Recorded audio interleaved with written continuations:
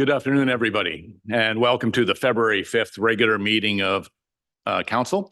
The City of Parksville recognizes the people of the Coast Salish Nations and their traditional territory upon which we gather with gratitude. Coming up first, we have the consent agenda, which includes minutes of the council meeting held January 15th, the minutes of the special council meeting held January 29th, and the approval of the council meeting agenda. I would just like to call out the actual recommendations, if I may, because there's been some slight changes anyways to the consent agenda. So I will ask for a move and a seconder for the following recommendation. That part one, that the consent agenda, including the following recommendation, be approved, that the minutes of the council meeting held January 15th, 2024 be adopted. And part B, that the minutes of the special council meeting held January 29th, 2024 be adopted. And part C, that the items regarding the financial plan proposal number 8, council code of conduct, as well as the UBCM housing summit participation items be added under item 4D. And the February 5th, 2024 council meeting agenda be approved as amended. I have a mover and seconder for that. That's moved by Councillor Wood, seconded by Councillor Martin. Any errors or omissions? Comments? All those in favor? That carries unanimous. Thank you, Council. Today, we have 2 delegations, but I'm just going to skip to another item on the agenda that's coming forth for those in the audience who I wish to acknowledge our participants here today. In number 3, I would imagine that there's some people in the audience. We're talking about the correspondence. You're here because the correspondence from the Minister of Housing, Short-Term Rental Accommodation Act. You're here for the SCR legislation. So just to let you know, unfortunately, at this venue, at this time, we're not able to accept any participation or comments from the audience at this time. Today, we're going to, hopefully, with council approval, is just to receive the correspondence from the Minister of Housing regarding the SDR Accommodation Act. And so that's what we'll be hopefully passing today. And just for your background information, any of those individuals that are here specifically for that, if they want to know the latest of what's happening regarding the UBCM summit and so forth that's coming forth, just drop me an email and I'll send you a copy of the letter that I just sent out on the weekend to those that had already copied me. But I understand that there may be some people in the audience here that hadn't received that correspondence. So just drop me a copy, just directly to Mayor Parksville type of thing, and I'll be able to get you back and I'll cover you with that copy of the latest information regarding this SDR Act. So, and thank you for your attendance and your interest. We're doing all we can, believe me. So thank you so much. So moving forward, we have 2 delegations today. We have the Broombusters Invasive Plant Society update on the invasive broom removal, a presentation by Joanne Sales, anyways, of the Broombusters Invasive Plant Society. To thank Parksville for its support and to update the city on its hopes, plans, and obstacles for the coming spring. Welcome, Joanne. Nice to see you again. It's nice to see you as well. Yes. Thank you for letting me speak today. I'm Joanne Sales, Executive Director of Broombusters Invasive Plant Society. And good afternoon, Mayor O'Brien. Okay, thank you. That's probably better. Council members and staff. So you all are familiar with Broombusters because we've been meeting like this since 2007. But I want to thank you in particular because Parksville was helpful in passing the AVICC and the UBCM resolutions for calling for the control of Scotch broom. So now that resolutions are passed, now what do we do next? So I want to just draw our attention to the bottom 2 paragraphs of the resolution. Therefore, be it resolved that AVICC and UBCM work with the province to establish and implement actionable steps to control the aggressive spread of Scotch broom. And further, be it resolved that local governments are encouraged to use bylaws and policies to control and manage Scotch broom near and within urban boundaries. So we'll start with why. Okay. So these photos, you can see how dry the broom is. These photos were taken, that's live broom during the last time that El Nino was here. This is 2015, 2016, was very, very dry. This is actually live broom that were photos that were taken in Qualicum Beach that year. I like to read this quote from Terry Peters because I think the fire chief's perspective is unique. Scotch broom poses a significant fire hazard in British Columbia due to its highly flammable nature, rapid growth, and fire adaptive traits. The plant's volatile oils make it an easy ignition source, especially during the summer months when the plant dries out. Its ability to spread quickly and form dense stands increases the fuel load, impeding the fire management efforts, causing further spread into the natural forest and elevating the risk of wildfires. We need to address the Scotch broom invasion promptly and diligently. We also know that Scotch broom is a huge threat to biodiversity.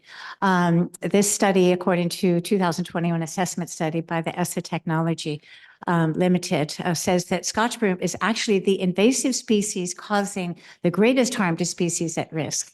So this chart, there's 20 of the most aggressive and harmful invasive species in BC. And you can see Scotch broom is the very top, and that band is so much larger than any of the other invasive species. One of our biggest problems is that Scotch broom is covering our transmission lines, which greatly increases danger that fire could spread across the island. If you're driving down Highway 19, Highway 4, it doesn't matter what it is, and you go, oh, why is there so much Scotch broom right here? You can usually see that there is a place where the hydro lines crosses the highway, and that's how the seeds spread. Also, the broom blocks escape routes and endangers our power sources if there was a fire there. BC Hydro does not control broom, they said, because there is no pressure from governing entities. So broom spreads densely, rapidly, it grows huge quickly. All of these photos were from mid-Vancouver Island. The negative economic impact on forestry, farming, food security, recreation, and tourism. So if you look at the two photos at the right, these are farms. The top one is no longer there, but the bottom one is still there. These are farms that obviously are not going to be farmed anymore. So that's a serious loss to our food security. Seeds live in the soil for 30 to 80 years, depending on who you're talking to. The photo on the left was from Parksville, at least 10 years ago. And you can see how the broom moves into the young planted forest. It moves from transmission lines and logging roads into forest, inhibiting forest regrowth. Broom takes over farmland and trails. It's toxic to wildlife and domestic grazing animals. It's not just that they don't like it, it's actually toxic to them. The one picture of a trail there, that was actually from Sprout Lake. But you see that anywhere that there's traffic coming in and out and there's gravel being brought in and out, that it soon it becomes lined with Scotch broom. Anyway, local governments are wondering how can we control Scotch broom in our community, what works? And Parksville started broom busting in 2007, so the city has a story to tell. It has a lot of examples that it can share with other communities. This is a photo from the 10th anniversary celebration, 2017. So I'm just going to, go through some of the photos of what Parksville used to look like. So there's the urgent care center, 3 photos from there, and then the one on the bottom left is the train station. That's how much broom used to be in that area, lining the railroad. This is what Island Highway looked like. It was very dense, thick broom. There still is some broom there, but it's nowhere like it was, and it also some gorse problems. And that's thanks to this band of volunteers here over the years.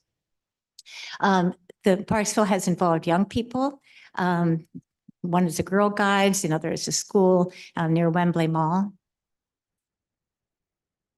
So what examples can Parksville set? Okay, these were just some ideas we came up with. Okay, become broom bloom free, prevent a new broom forest, and mitigate wildfire danger.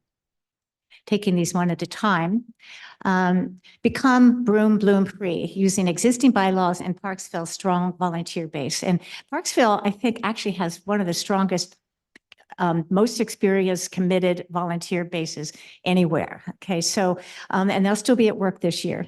So, but we have problems when the broom and gorse is growing on private and development properties that we cannot do anything about that. The only other city that is broom bloom free is Qualicum Beach, which started a year before Parksville. And basically what that means is not that there's not going to be any broom. The broom will be coming up, but that it is going to be addressed and removed. And we're so close in Parksville, we can get there. The other problem we have is that there's a new broom forest in the making on Chattell Road. I believe that this is inside Parksville boundaries. Anyway, so the forest was removed, and if you look inside that little circle there, you can see the broom is starting to move in. When the soil is devastated like that by bulldozing and so on, nothing else is going to grow except for broom, unless the land is actually taken care of and replanted. The greatest, of course, is to mitigating wildfire danger. And the biggest concern, and people are coming up to me and asking me to solve this problem. I can't. That's why I'm coming to you. Okay. And that's both sides of the Alberni Highway 19 interchange, exit 51. This was a pilot takes me up in the air, and you can see the broom that's lining so many different things: the railroad tracks, the roadside exit, multiple roads, businesses. So the province is calling for action to protect urban areas from wildfires. So these two photos, this is 2012 on the left side. This is the first exit, the south exit coming into Parksville. And you can see all the Scotch broom lining everywhere. And the photo taken last year, there's no broom there. Okay, Broombusters, and particularly Jim Gledhill, has removed that broom over the years, and it's gone. So we're happy to say that also that River's Edge is going to be committing to doing some broom cutting this year. You can see on the right-hand side of both photos that there was forest there, and now the forest is gone. So, it would be really sad after we did all that work, to then have broom filling an area that we have no access to. But we can't do this on the other interchange, and there's a lot of reasons why. It's beyond the ability of volunteers to resolve, because it's a combination of BC Hydro land, private land, railways, and I know it's outside of the area of Parksville, but it's a serious fire danger, and Parksville is right next to it. So we can't help but to want to address our concern. So making this area fire safe will require the cooperation between all levels of government and private sector. Just to give a little more in depth about what's going on right on the other side of Highway 19, everybody first talks about this acreage because it's so visible. Until 2020, Broombusters kept that area clear along the highway, and you see our 82-year-old Broombuster standing there, working on clearing that. Okay, but then all the trees were removed and it was bulldozed. And so 2 years later, we see the Scotch broom covering it. I just went out a couple of days ago and took photos again. The posts there are 6 feet tall. So that means the broom in that area now is between 5 and 6 feet tall. And I was particularly concerned about the largest photo there, that broom is already starting to look very dry, and it's right next to the highway. So, Broombusters has done a good job of keeping the area that we could get to, the south part of that interchange. You can see the top photo that it looks like, well, there was never broom there. That was covered with broom. And then this area here is the part that actually faces Parksville. And that area has been cleared of broom as well. So every year land is lost, and we can't leave this problem to future generations. Okay, so Broombusters still wants to work, and they're just expressing the things that we cannot do alone for your input. So thank you very much. Thanks, Joanne, for another presentation. I've seen a few during our time together on council and so forth. I'm just in need of a bit of a history lesson here. Where and when was Scotch broom introduced to British Columbia? 1850, Captain Walter Scott brought 3 seeds to Souk. Okay, and then it has been moving north. Unfortunately, it looked like what a great plant. It'll, you can grow it under our hydro lines and it keeps the trees from growing. We can grow it on the sides of roads and it'll stabilize banks. They did not know at that time that it was so invasive. So it was actually deliberately introduced as well in multiple areas. Usually it was when these corporations had different names, but that before it's called BC Hydro or before it's called, Ministry of Transportation. But anyway, there's pretty good documentation that there was some intentional spreading as well. So these 3 seeds, they came from Scotland? Is that correct? Or Somewhere over there. Yes, he was Scottish. In the UK. Yeah. Yeah. Okay. My question being is, I was just wondering, I haven't had the good fortune to visit Scotland yet in my travels, but I'm just wondering, is Scotland overrun by broom? And are they taking steps to eradicate that as well? Okay. Different ecosystems are different, so there's actually even Scotch broom in Germany or something, but it doesn't matter because it's all very manicured. So things are kept under control. Okay, the problem here is this is wildlands, right? We have so many green spaces, so many parks, so many open spaces that the broom can spread into the forest land and areas where it might not be such a harmful thing in other countries. But also an ecosystem is so delicate that our native plants have not grown for millions of years to combat something as hardy and spreading as quickly as Scotch broom. So there's good things about it. It can be cut. It doesn't have to, the seeds are the only way of spreading. So that's why it's controllable. Yes. So recognizing that Canada is considerably more vast than Scotland. Yes. That's the bottom line. Exactly. We have a lot of land. That's great. I'm just curious anyways. Yes. Where it's come from. Questions from council, please, or comments? Councillor Beil. Thank you very much. And through the mayor to our presenter, thank you, Joanne, for coming here today. I really appreciate this. And I always appreciate the refresher as well. My question is, do you have any asks of the city at this time? My understanding is that the city has assisted in the past, both with collecting piles of brooms and disposing of them. Oh. But are there ways that you would like the city to assist, be it in some different enforcement, or are there things that you see that we need to be doing or could be doing? Thank you for reminding me. I need to ask. Yes, Scott,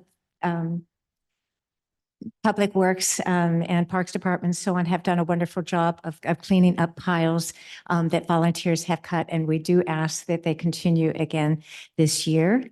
We're trying to start cutting broom earlier this year because if it is an El Nino year, things will be getting dry faster. So we're hoping not to have, complaints from residents about piles still being, here and there. So we're just going to try to do our cutting earlier this year. And yes, we appreciate how supportive the Public Works Department has been in Parksville removing the broom. Follow up, Councillor Beil. Thank you, Mr. Mayor. And I guess my question is through the mayor to staff is, do we need to make a particular request for this sort of assistance to continue, or is that something that that operations and maintenance will just be looking after? Yes, question to CAO Kaler as to do we need to agree to continue doing what we've been doing for the last number of years, or are we just maintain the status quo?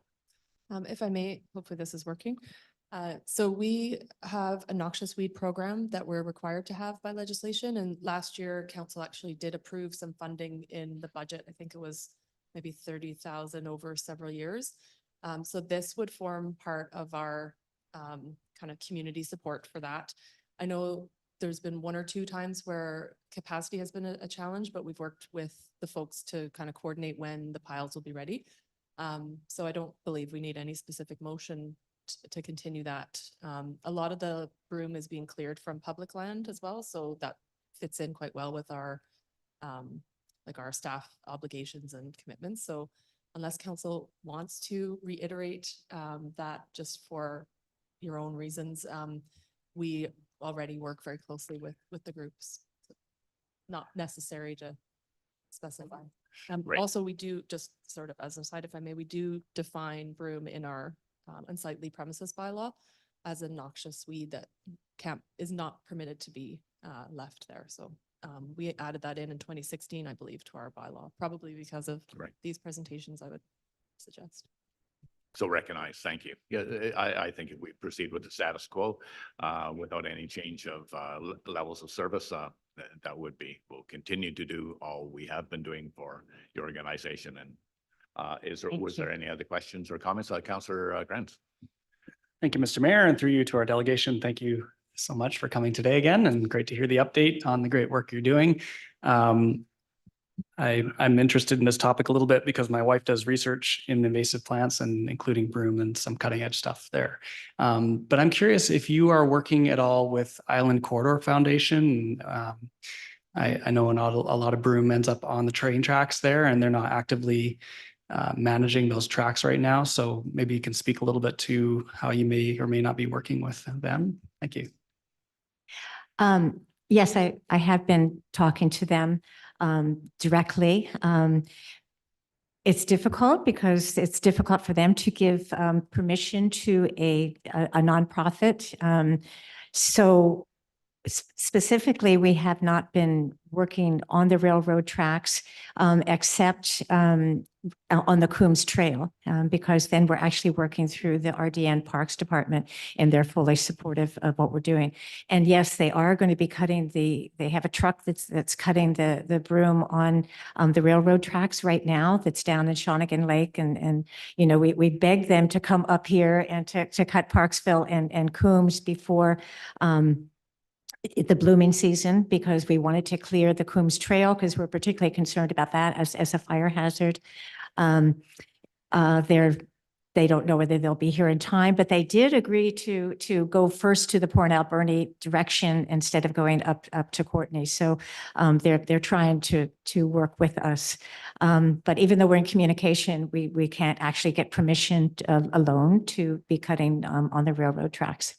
I can say that there are definitely individuals who are cutting on railroad tracks, but it's not officially, Broombusters. We don't know about it. Yeah, I hear you. Thank you for that. And part of the concern, of course, is that, Joanne, you mentioned anyways that ICF is cutting, but cutting the broom and other invasive species. What we are concerned with, since it's such a vast scale, is that some companies may choose to use herbicides to spray on the invasive species plants, which is not really in the best ecological value to the number of aquifers that the Island Corridor lands actually cross. And so that's not really a good solution for us anyways, because all of us are affected by the aquifers that are crisscrossed by those rail lines. So it's not a good treatment solution. However, cutting broom is certainly the best solution. So that's great. Councillor Wood. Thank you, Mayor. Sorry. Thank you, Mayor. Thank you, Joanne, for your presentation again. I represent the RDN on the ICF board, and so I'll reach out to Larry and then I'll get back to you and see what he says and see if we can get you guys some permission to cut the broom on the ICF property. Thank you. Thank you. They're actually one of the areas that we have asked them about is wanting to cut. It's sort of near the Shelley Creek Park, which not really officially in Parksville, but it's a lot of broom that people travel on walking to the Englishman River. And once again, the areas that are adjacent to Parksville matter to Parksville. We're talking about a flammable plant. Yes, and I recognize that you did appear as a delegation to the RDN not too long ago. Yeah. But yeah, maybe a revisit is in order. Next week, actually. In your spare time. Oh, well, we'll see you then. Yeah. Okay, thank you. Yes. Any other comments from council this time? None this time. Thank you so much for your presentation, Joanne, and look forward to seeing you again. Okay, thank you so much. Thank you for the work that you do. It's much appreciated.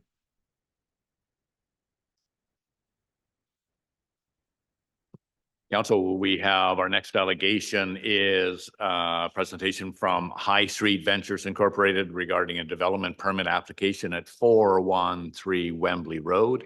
We have presentation by, it looks like it was going to be Eric Delorme, but I don't see him here, so it's good. Oh, is he online? There he is. Okay, there you are. Hello, Eric. Sorry, I didn't see you on the small screen. Presentation by Eric Delorme of Highstreet Ventures Incorporated regarding the development permit application for a multifamily residential development at 413 Wembley Road. You have 10 minutes for your presentation. Thank you for attending today. Thank you very much. Good afternoon, Your Worship, members of council.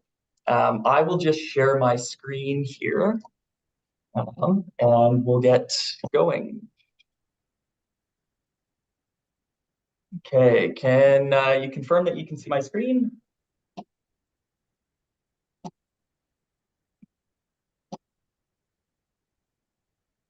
We can see the screen, yes. Okay, perfect. Yeah, Yeah, thank you. sorry, we're looking good No, from no. here. Yeah. Yeah, All looking- good, all good. all good. It's great to be back presenting in front of everybody today. We've prepared a quick presentation for our 413 Wembley Road development permit application and adjustments made to the proposal stemming from recommendations discussed at the November 29th advisory design panel meeting. So there's lots of great constructive feedback. We made a lot of site adjustments, and I'd love to just quickly run through that with you. So just to quickly review, we aim to align the development of this 116-unit multifamily project with the City of Parksville's official community plan for multi-unit and intensive residential DPA number 4 guidelines and RHD 4 zoning requirements. So really to ensure that sustainability and energy efficiency goals of the OCP are met, we've committed to designing and constructing the project to step 4 of the BC Energy Step Code, with really the majority of the base building's electricity needs supplemented by rooftop solar panels. So these electrical needs also include all future electric vehicle parking stalls in the underground parkade. So as I briefly mentioned, we presented to the advisory design panel on November 29th, where the majority of conversations centered around site wayfinding, enhancing the proposed landscape features, improving pedestrian connection and site circulation, integrating alternative stormwater management systems, native planting species, and accessibility in and around the site. So recommendations to provide additional amenity options inside the buildings were also discussed. Now, although these comments were not formalized in the written ADP recommendations, we have reconfigured the floor plans in the East Building to provide additional amenities for the community members and guests of each building to enjoy. And I'd love to touch on that briefly as well. So starting off with an architectural comment, the design specialists on the ADP identified the East Building's main entrance as really needing a stronger identification.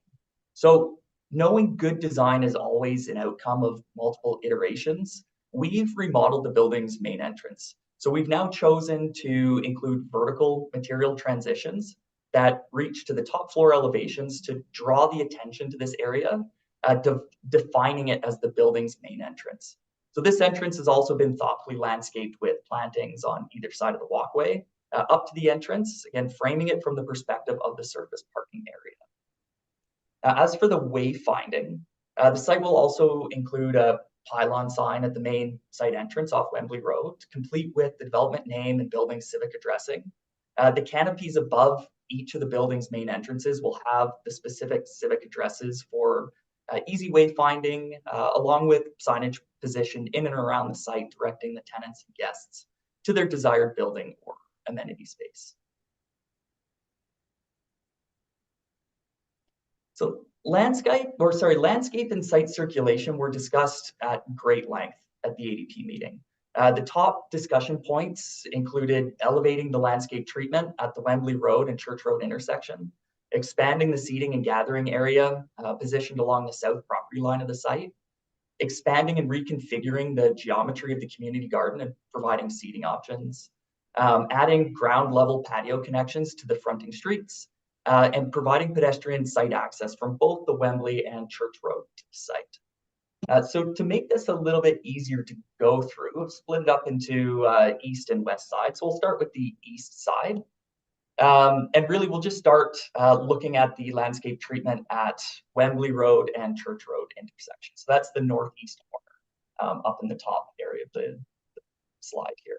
So the ADP recommended providing some form of community use in this location with a pathway connecting Wembley and Church Road, offering a way to connect the site to the general public.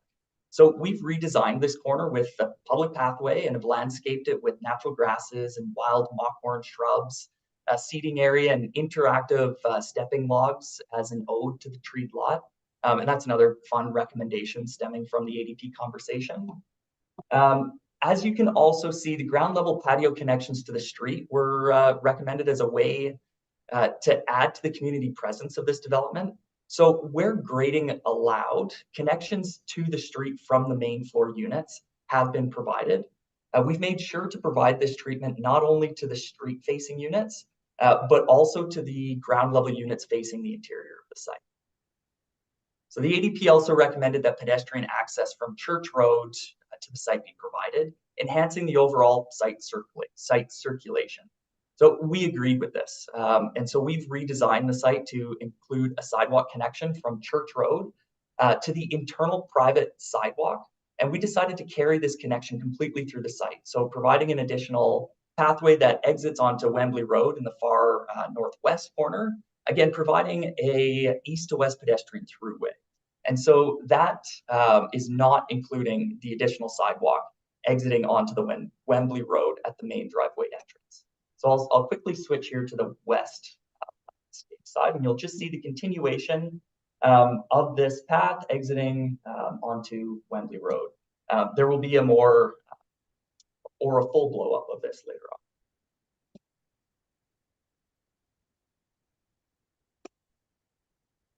on. Okay, community garden. So yeah, the community garden was previously configured as an L shape. However, the ADP recommended this be revised to really open up the space and include seating options. So in the garden area, we're now proposing 3 benches and have designed the raised planter beds to also act as seating options. And as for the amenity area, there was general agreement from the ADP that the proposed amenity area could be expanded into the previously landscaped beds to allow for larger gatherings and provide passive screening from the parking area. So we've now widened the amenity area. We've added 2 additional harvest tables under the trellis feature and have added 2 additional planting beds, one along the parking area and the other in between the fountain area, adding extra privacy to both amenity spaces.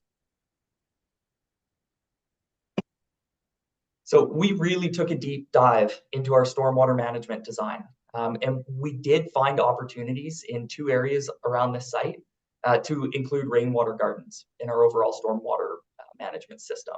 So we were able to adjust our site grading and civil site plan to accommodate for this inclusion. And overall, I think this worked out really well. Continuing the landscape conversation, the ADP recommended increasing the use of native vegetation and drought-tolerant species on the site. So in response to this, our landscape team has used both the University of British Columbia's Regional Vascular Plant Collection List for the South Island Forestry District, as well as the Victoria Master Gardener Association for native plants of Southern Vancouver Island. And this together created the planting schedule for this project. So the last recommendation provided by the ADP was for consideration of providing additional accessible stalls on site and increasing stall width beyond that of the requirements of the development and zoning bylaw. So we thoroughly investigated the opportunity. We looked at reconfiguring our parking areas in both the above ground lots and underground parking areas. And unfortunately, we're unable to find an option allowing this without introducing additional site and parking constraints or additional variances to the zoning and development bylaw. And so looking at this comment as a whole, we've ensured to prevent any stairs or obstacles to mobility aids that would prevent mobility challenged individuals from accessing buildings, amenity spaces, or pathways around the site. We've ensured that the provided accessible stalls are close to the building entrances on the surface lot, as well as close to the elevator vestibules in the underground parking. And so that's what is shown as the stars on this slide. So really, to summarize this, I wanted to leave you with the architectural, civil, and landscape design points that we get really excited about, and excited to bring this development to Parksville. So in all, this community at 413 Wembley Road will be net zero energy ready. We'll have no natural gas running to the site, eliminating typical GHGs or greenhouse gases associated with residential developments. We'll have comprehensive and sustainable stormwater management system. We'll have on-site EV charging, landscaped amenity gathering spaces and community gardens, fluid pedestrian connection and site circulation, as well as public sidewalks and bike lanes. In addition to the adjustments that were made to this proposal from the ADP recommendations, we're also providing indoor amenity areas available to all tenants and their guests to enjoy. And these include a community lounge with a full kitchen, a community games and puzzle room for all ages, a community movie theater, and a community visitor suite. So even guests can enjoy their own space and privacy when they come to visit. And so just these next 3 slides here, or 4 slides, are just rendering. So the first one here, view from Church Road and Wembley Road intersection with the revisions recommended by the ADP. We've got the second view here, which is a view from Wembley Road looking east. We have the third view. It's a perspective taken from the interior of the site. And finally, we have the fourth view, which is an aerial perspective of the site, really putting it all together. So I get very excited about this development. I feel I'm excited to communicate this development to you, and can open up this for questions. Thank you very much for your presentation here, Eric. And I certainly appreciate the value of the advisory design panel and the fact that you looked at their comments on it. You not only looked at it, you studied at them at great length, and you incorporated a lot of their suggestions into your new plan, for which I'm thankful for. I thought we had a good project before the ADP saw it. Now, with your changes and adjustments, I think we have a great project, and that's what we really expect here in Parksville. So thank you for considering the ADP comments and coming up with what I believe is going to be an asset to our community. So thank you so much. Questions for from Councillor Beil, please go ahead. Thank you, Mayor. Thank you for the presentation. I will start off with some of the things I like about this proposal. I like that it's Energy Code 4. I like that you have worked with the ADP to get the community gardens in place, amenity space. I think those are good community features to have, so people have a sense of belonging. As you probably know, my concern with this project was it's a very wooded, forested site at this time, and the amount of trees that are going to be cut down to have this development proceed. This looks like a beautiful picture, but I would admit most of the green space is outside this proposed development site.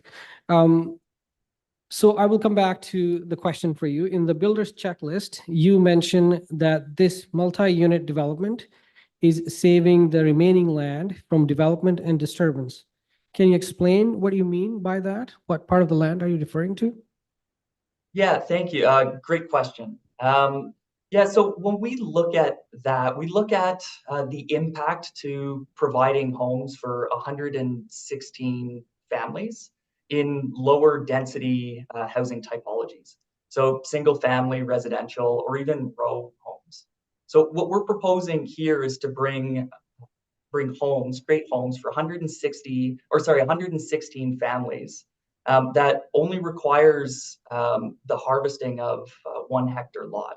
So that's what we are meaning in terms of maintaining rural integrity of the surrounding area. Go ahead. Yeah, thank you. Because I was wondering if this is a great project, and I truly believe there is an opportunity here to have a very sustainable development and also have some possibility of protecting nature. And this takes me to my next question. Is it possible, and I understand it may be late, but for you to have the density you need to justify this proposal to go higher, and perhaps because the council is already looking at a proposal across the street, which is going to be 5 stories, go higher, have the density you need to financially make it viable for you, and be able to have some green space preserved, which will again add to the quality of life and the livability in this housing proposal? Yeah, great question again. We looked into this and we were really trying to be sensitive to the surrounding single-family land uses.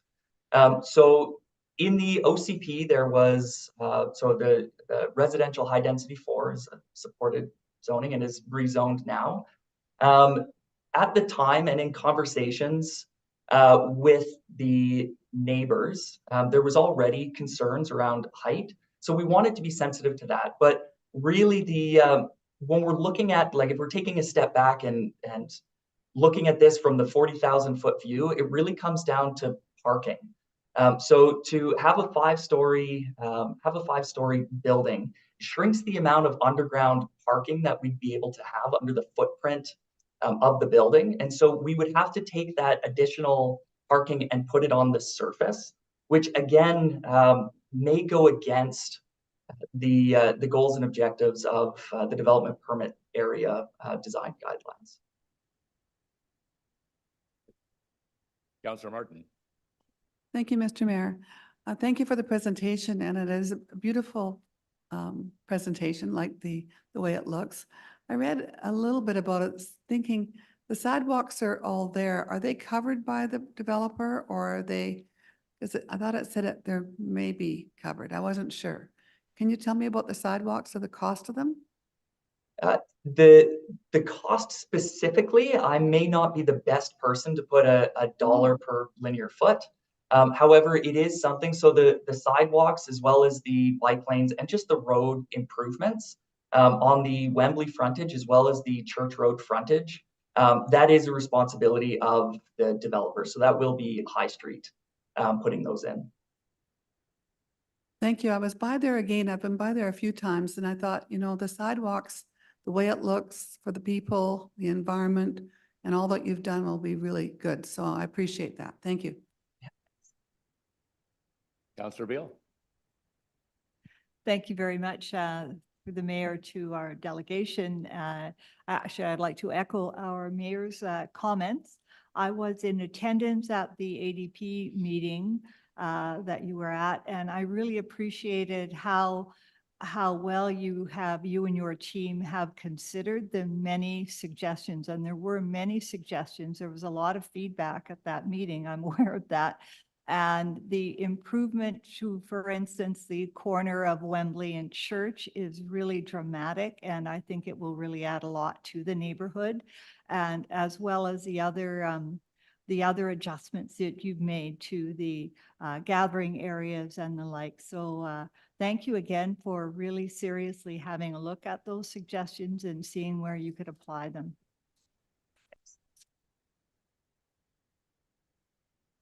Councillor Grims. Thank you, Mr. Mayor, and I'll throw in my compliments as well. I appreciate the willingness to go the extra mile to work with the community, the ADP for sure, and the members of our community represented on that committee, as well as the comments made at this council table. I very much appreciate your effort to listen to those comments and the reasoning behind them, and what our objectives are for this area, and also working within the OCP's expectations as well. So I thank you for all the work that you've done to be thoughtful and considerate and collaborative on this project. Thank you. And Councillor Wood. Thank you, Mayor. I'll also echo that it's been a fantastic process to see the ADP work so well with the provider of such housing. As we see the province coming down on municipalities and calling us, say, gatekeepers in some instances, I feel like Parksville is the gatekeeper of making sure that there's fantastic looking housing, in this case, step code 4, in the right spot, providing density close to services and providing housing where we need it. And so I hope Minister Callan is watching. I don't think he is, but this is the kind of gatekeeping that we're doing here in Parksville. Thank you. Thank you for that. I see Councillor Gore. Councillor Gore, further comment? Thank you. So it's for the presenter. If you can please talk to me a little bit more about the storm water management plan for the site. I do understand that you've worked with the ADP to create some rain gardens. And I understand the OCP talks about, like in the DPA4, about the watershed specific performance targets. So I was wondering what kind of infiltration, like within our watershed, we talk about natural ways of groundwater infiltration, rainwater infiltration. So can you speak a little bit more about the stormwater management, and will there be any runoffs off the site? So I'll have to keep this at a high level, myself not being a civil engineer. However, yes, so the rain gardens have been designed to take in excess stormwater overground runoff, run it through a series of plantings, as well as like a drain pit. In that, there's a natural filtering process, and so the water then returns back to the natural water table. Anything that is in excess of that will be captured by a cistern that's still on site. So we're not proposing a stormwater management system that is without a detention system. So we still will have a stormwater, and really that is designed to manage the 100-year storm or the 100-year flood. So will there be shedding? As it's designed right now, it's not designed to be shedding water onto adjacent lots. Thank you. Thank you. Seeing no further questions, I'd like to thank you once again for your presentation, and we look forward to taking this to the next steps. Thank you again, Eric. Moving on, Council, we have under correspondence, we have one piece of correspondence on the agenda. It's from the Minister of Housing regarding the Short-Term Rental Accommodations Act. Do I have a mover and a seconder for the recommendation that the correspondence from the Honorable Ravi Kalan, Minister of Housing, dated January 19th, 2024, regarding the Short-Term Rental Accommodations Act be received for information? I have a mover and a seconder, a move by Councillor Wood, seconded by Councillor Gore. Any discussion? Yes, Councillor Gore. Thank you, Mayor. And I want to thank you first for taking the initiative and the leadership in dealing with this important issue, which is, I'm guessing, not unique to Parksville, but other beautiful tourist destinations on the island and in BC. It comes as a bit of a surprise, even though this provincial government is surprising us every day, that the minister asks that we need to have demonstrate at least 3% vacancy rate for 2 consecutive years. Then they would consider. I was like, how practical is this? In the last 20, 25 years, have we ever seen 3% vacancy rate in Parksville? Very unrealistic. All of us here on the council have received multiple emails. We had people in attendance expressing their concerns. Some people's life savings and investments have been put into these properties that will be directly impacted.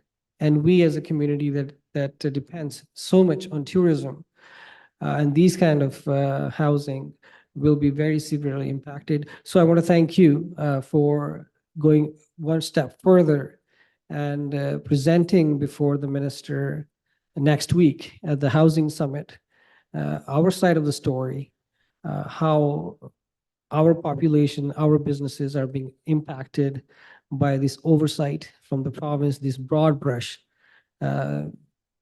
approach that Councillor Wood mentioned. So yeah, thank you again, and thank you for the rest of the council members as well who have been actively working on different avenues to address this.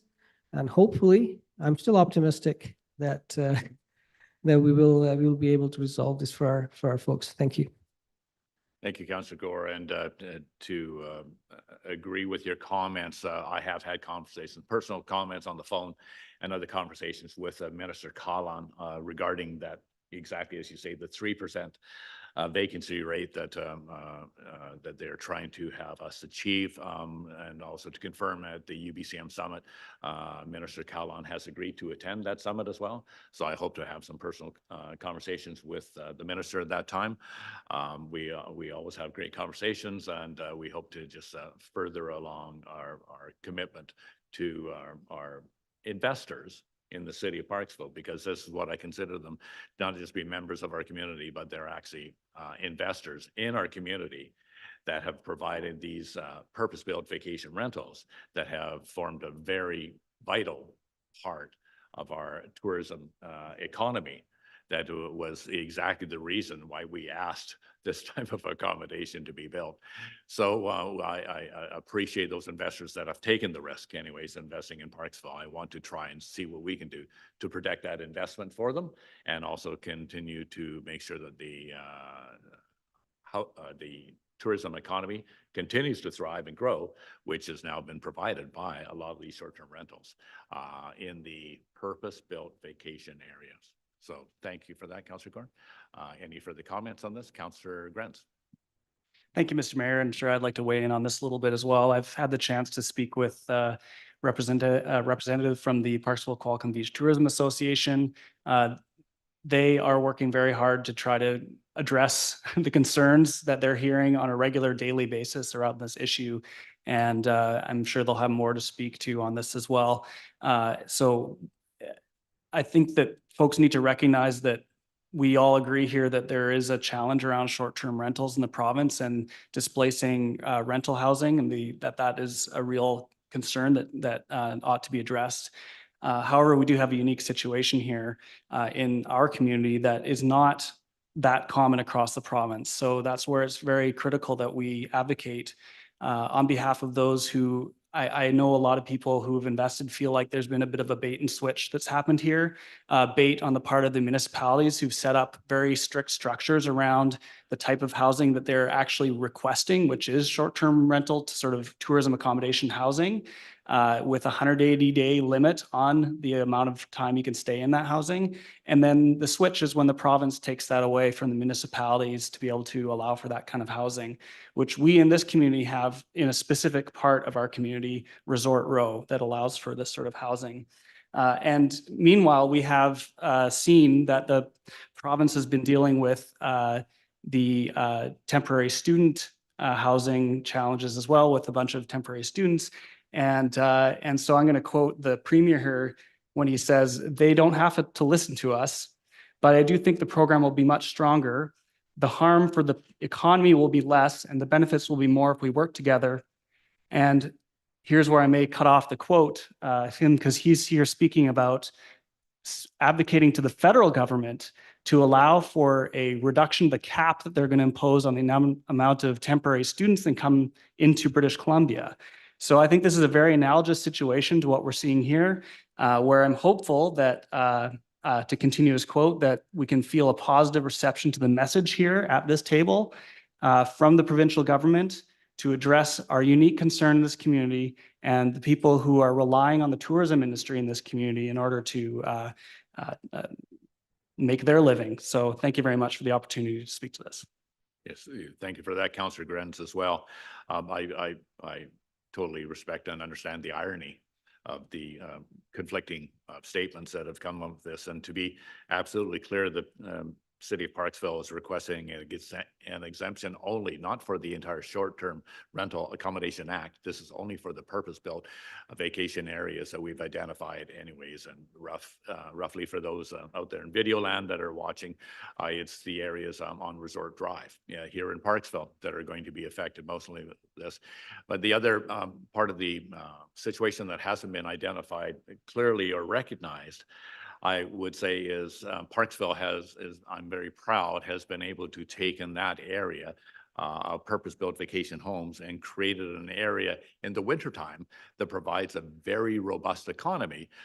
Basically, we're known as the Arizona North for our Canadian neighbors in Saskatchewan, Manitoba, and Alberta that like to visit and stay in Parksville, which is in the banana belt, as we know, and has allowed them to move here for a short-term vacation during the wintertime when our tourism economy is usually considered to be a downturn. They have provided jobs, many jobs, for the amount of people that are in the service industry that have to accommodate their needs in the short-term rentals. So it provide a great boost to our people to have jobs, and also for those service providers to continue to bolster our economy in a typically slow season. So then that is the one of the recognition that these are people's jobs that we're talking about here. And if these are eliminated and put into what they suspect to be a full-time rental situation, those jobs will be lost. And I feel that that's very unfortunate because these people are living in Parksville and they're here by choice and they are able to live and work in Parksville. And I don't see agree with the tendency to just ignore that fact that these are people's livelihoods. So thank you. Any further comments on this at this time, Council? Councillor Martin. Thank you, Mr. Mayor. I feel like what everyone said here is exactly how I feel too. And I also feel this 3% is ridiculous, because how could we even construct 3% to have our rental availability 3%? It's never been there. So I'm sure that when you're talking to Minister Cullen, that you'll be able to get through to them very frankly that this will not work here. And I appreciate your lobbying for us. And I will be on that conference too on the next week. I'm very interested in this. So thank you. Many people have complained about this. Thank you. Looking forward to it. And thank you for the comments regarding the 3% again, which I feel is unattainable because as we've discussed in the past, the 3% vacancy rate is hard to achieve in Parksville because, as we know, Parksville is now the destination of choice for many people to relocate here in Parksville. And as much as we can build, and as our residents remind us constantly, we have a large amount of building going on in Parksville right now and far more on the books.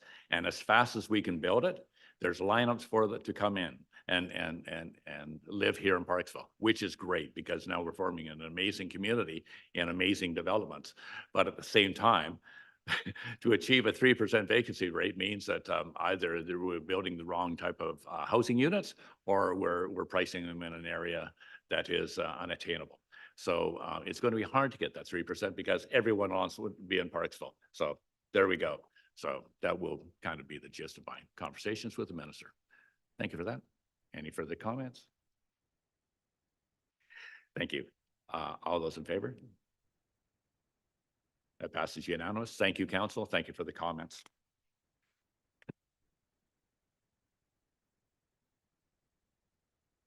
For reports this afternoon, we have the first report on the agenda is the Director of Community Planning and Building for the follow-up report for the development variance permit at 170 Stanford Avenue to consider issuance of the development variance permit. And did I skip one?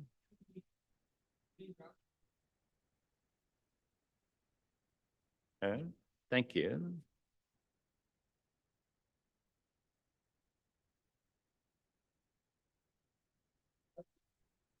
Yes, I see it on the other one, but it's not in my notes here.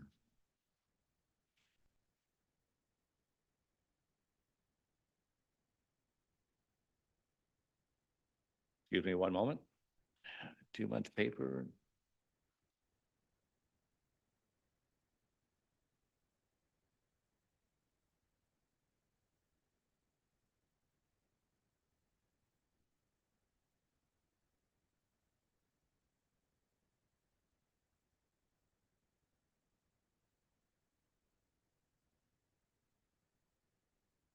Maybe missing it.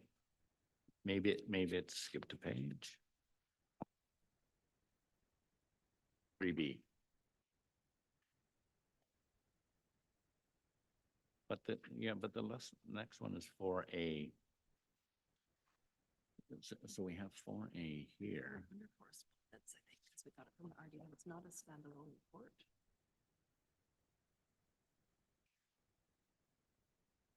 You haven't. Yeah, yes, I do. Yeah.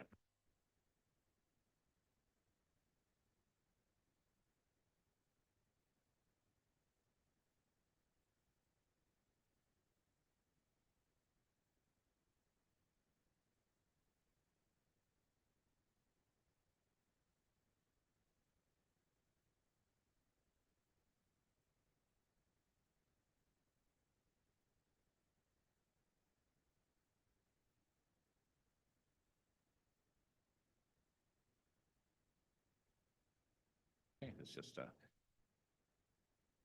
thank you for your patience, council. We just had one piece of paper that decided to be evasive, and thank you for clearing that up, Councillor Wood.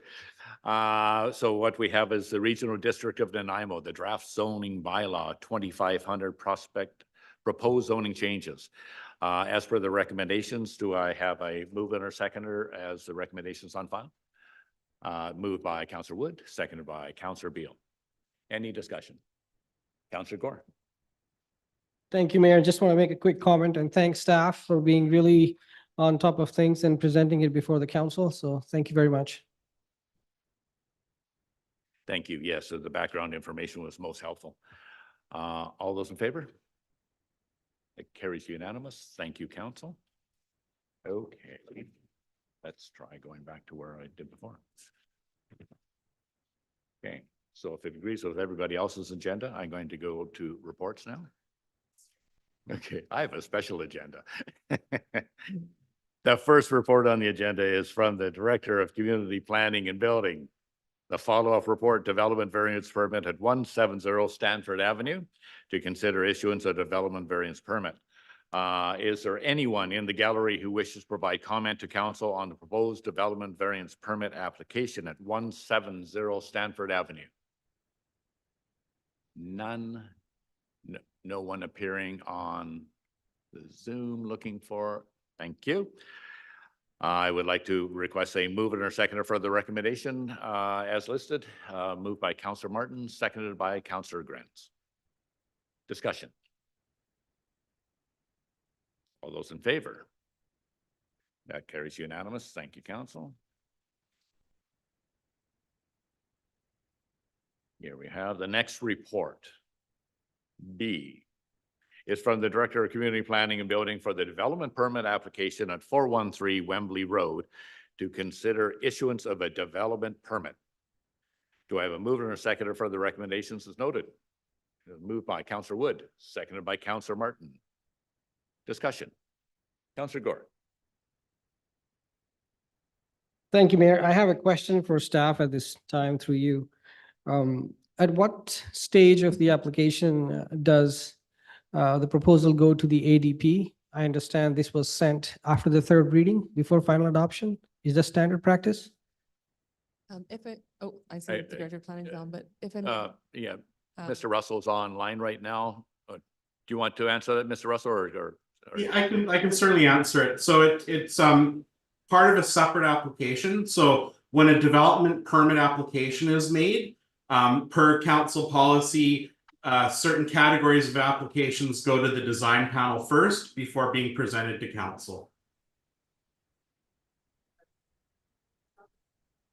So it's completely separate from the rezoning.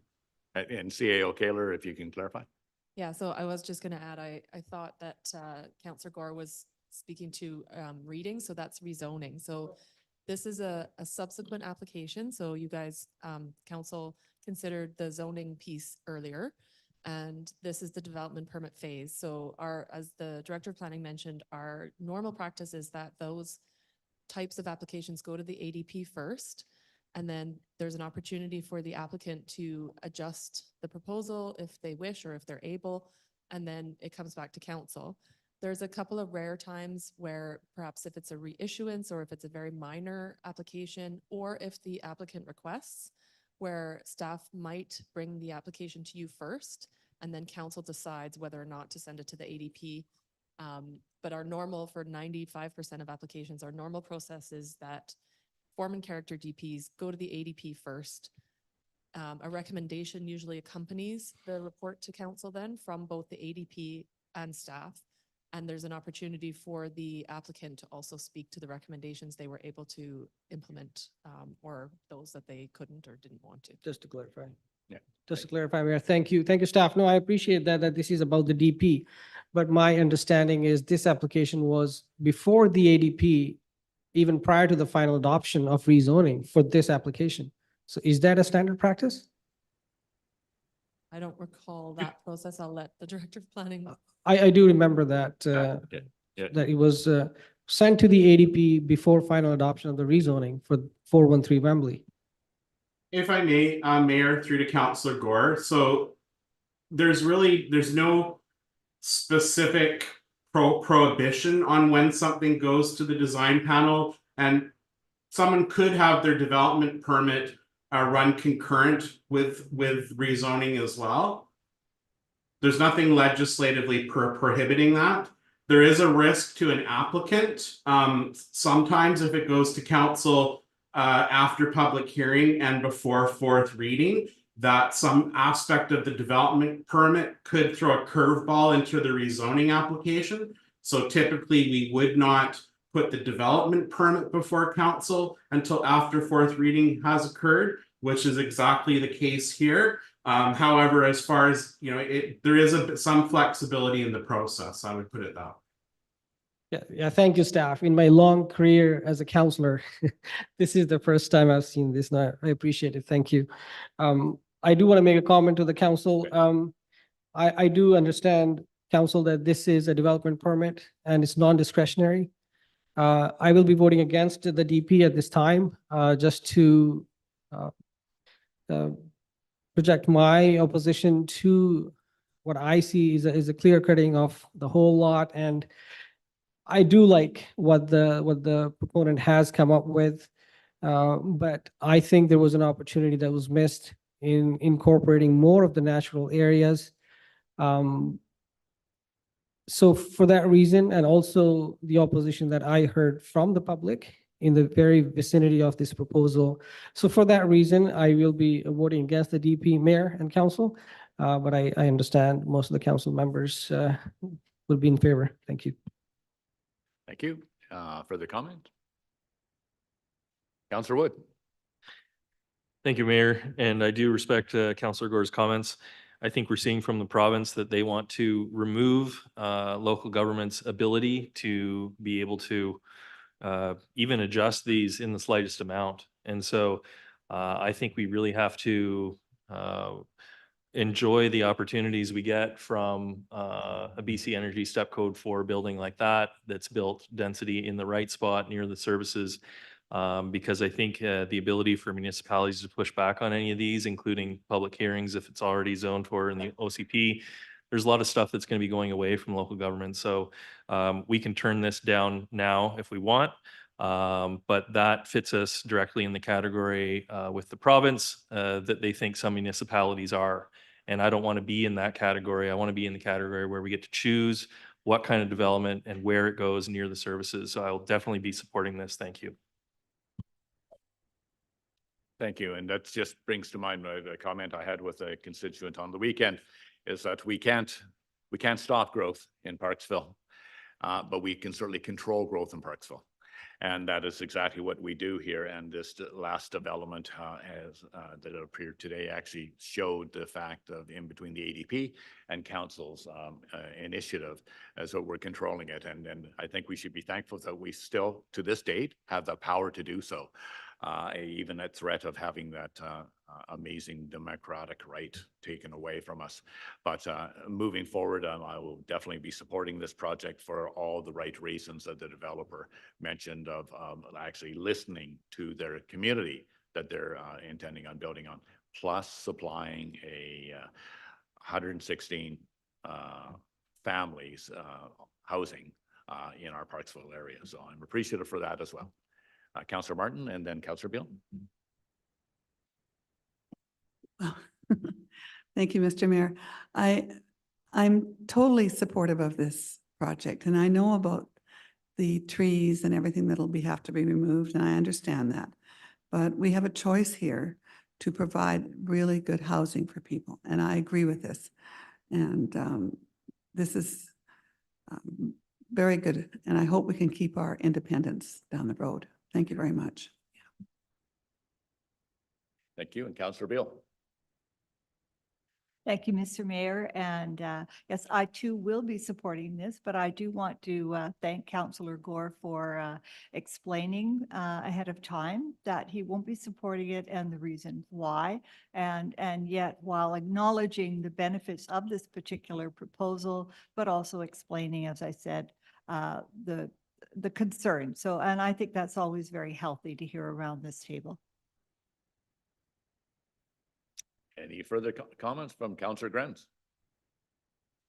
Thank you, Mr. Mayor. I also will thank Councillor Gore for his comments. I guess perhaps he has the luxury of voting against it because he knows it will pass anyway. But I think that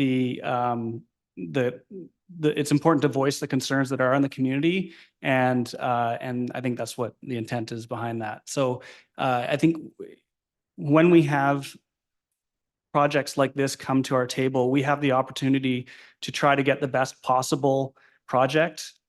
We don't determine when someone wants to build something somewhere. We don't call developers in and say, hey, build something here. But when they do come to us, I try to take an approach that we can work with them to get to yes, whether it's a development or a treatment center or whatever comes to this table, that we find a way to get to yes. And that means getting it to a point where it will meet the needs of the community to the best possible extent. And so I appreciate the ability to have diverse conversation at this table. We don't all need to be voting for everything all the time, and that we can give voice to the concerns that are out there and work together to try to get the best possible outcome. And I also want to, one more thing is add that Councillor Gore, I appreciate the detail with which you look at the projects, and because of the specific items that you raised and other people at this table raised, and that the ADP raised, this project is far better than it would have been had those concerns not been taken so seriously. Thank you. Thank you. A call. Did you have your hand up, Councillor? Okay. Thank you so much. If we can call the question now. All those in favor? All those opposed? Opposing is Councillor Gore. That carries. Thank you, Council. Good discussion. The next report is from a corporate officer regarding the annual reporting of closed meetings, disclosure of business conducted in closed meetings. Do I have a mover seconder for the recommendation from the corporate officer for the following? That would be Councillor Wood, moved by, seconded by Councillor Beil. Any discussion regarding this? Thank you. All those in favor? Those opposed? Okay. Those in favor? Yeah. So that carries unanimous. Thank you.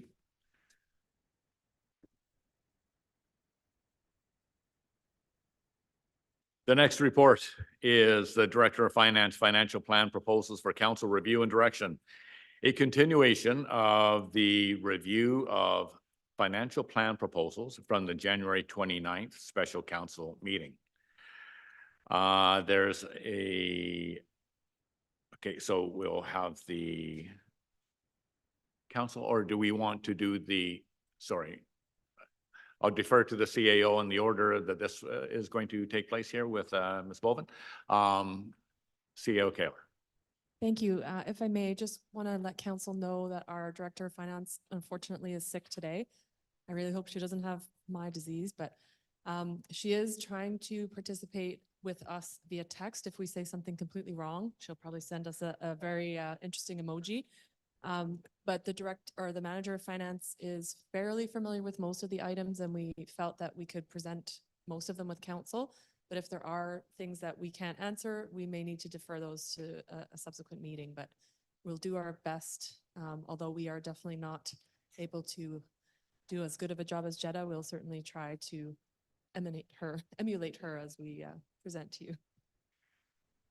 Thank you for that. And just for before Ms.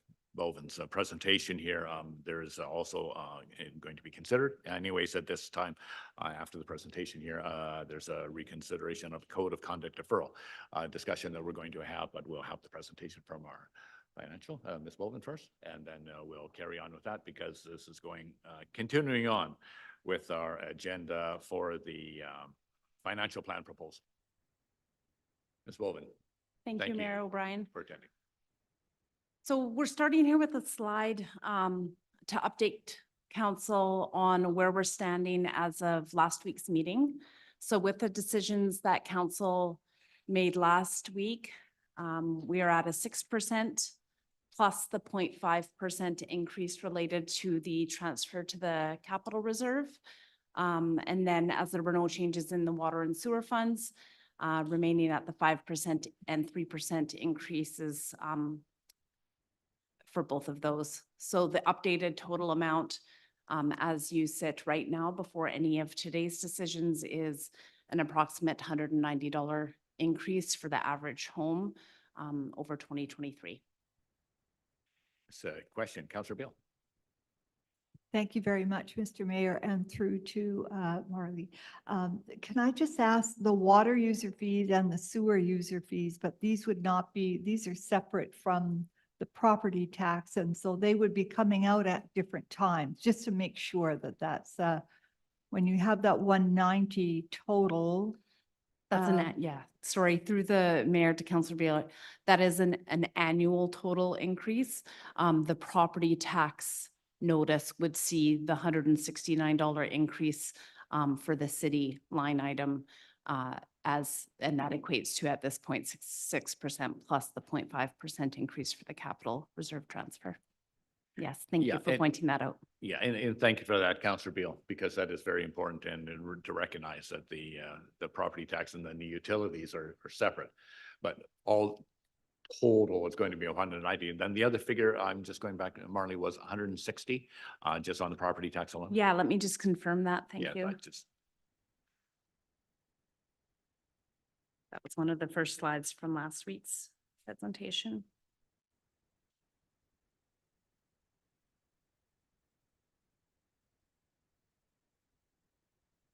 And of course, I'm struggling to find it here.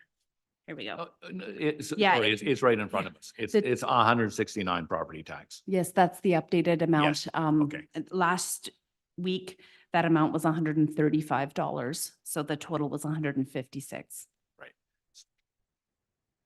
Right. So the property tax increase last week prior to the decisions council made was 4.7% plus the 0.5% increase. So a total of 5.2. You're currently sitting at 6.5. Yeah, 6% plus a 5% reserve equals a property tax increase of 169. Correct. Thank you. That's great. That makes it easier to understand. Somewhat. Thank you. And thank you for that, Councillor Beil, bringing that to our attention. Yes, thank you. Sorry, carry on. Ms. Thank Bolden. you. So we're going to highlight, I understand council has, and it was also included in the agenda, an 11/17 of the items that are still outstanding. So you'll see on that the grayed out amounts are the line items that you made decisions on last week. So we're going to go through the items that still require decisions. On this slide, you'll see the facilities maintenance van. Last week, we had talked about funding the capital purchase of that via property taxes. Council had also thought perhaps we could use the capital reserve. Staff went away after that meeting and discussed and are recommending that you consider using accumulated surplus to fund that capital purchase. So of the 92,100 for 2024, 85,000 would be funded as a one-time expenditure via accumulated surplus, and the remaining 7,100 would be through property tax, and that equates to approximately a 0.04% tax increase. Question, Councillor Gore. Thank you, Mayor. Hi, Marley. Hi. Can you tell us where is our accumulated surplus as of today? Just a rough Yeah, ballpark. through the mayor to Councillor Gore. As of today, it would be rough because we're still finalizing year end. What I can tell you is the unrestricted accumulated surplus at the end of 2022 for the general fund was approximately 19.8 million. Just to follow up on that, so just give it a bit more thought after our last meeting, that these one-time things that we are asking for, let's say for the Beach Fest, why should not we using the unrestricted surplus for those things rather than a 0.01% tax increase? Great question. I'd say best practice is that your accumulated surplus is used for specific purpose, not ongoing expenditures. So these one-times could be funded through that. The amount that's sitting there will eventually become zero if you continually access it. And I know that the Director of Finance and I have also discussed and has been mentioned to council as well. Right now, there are a lot of unknowns with respect to the master plans that are still going to be received this year with respect to calculating the long-term financial impact of replacing our infrastructure.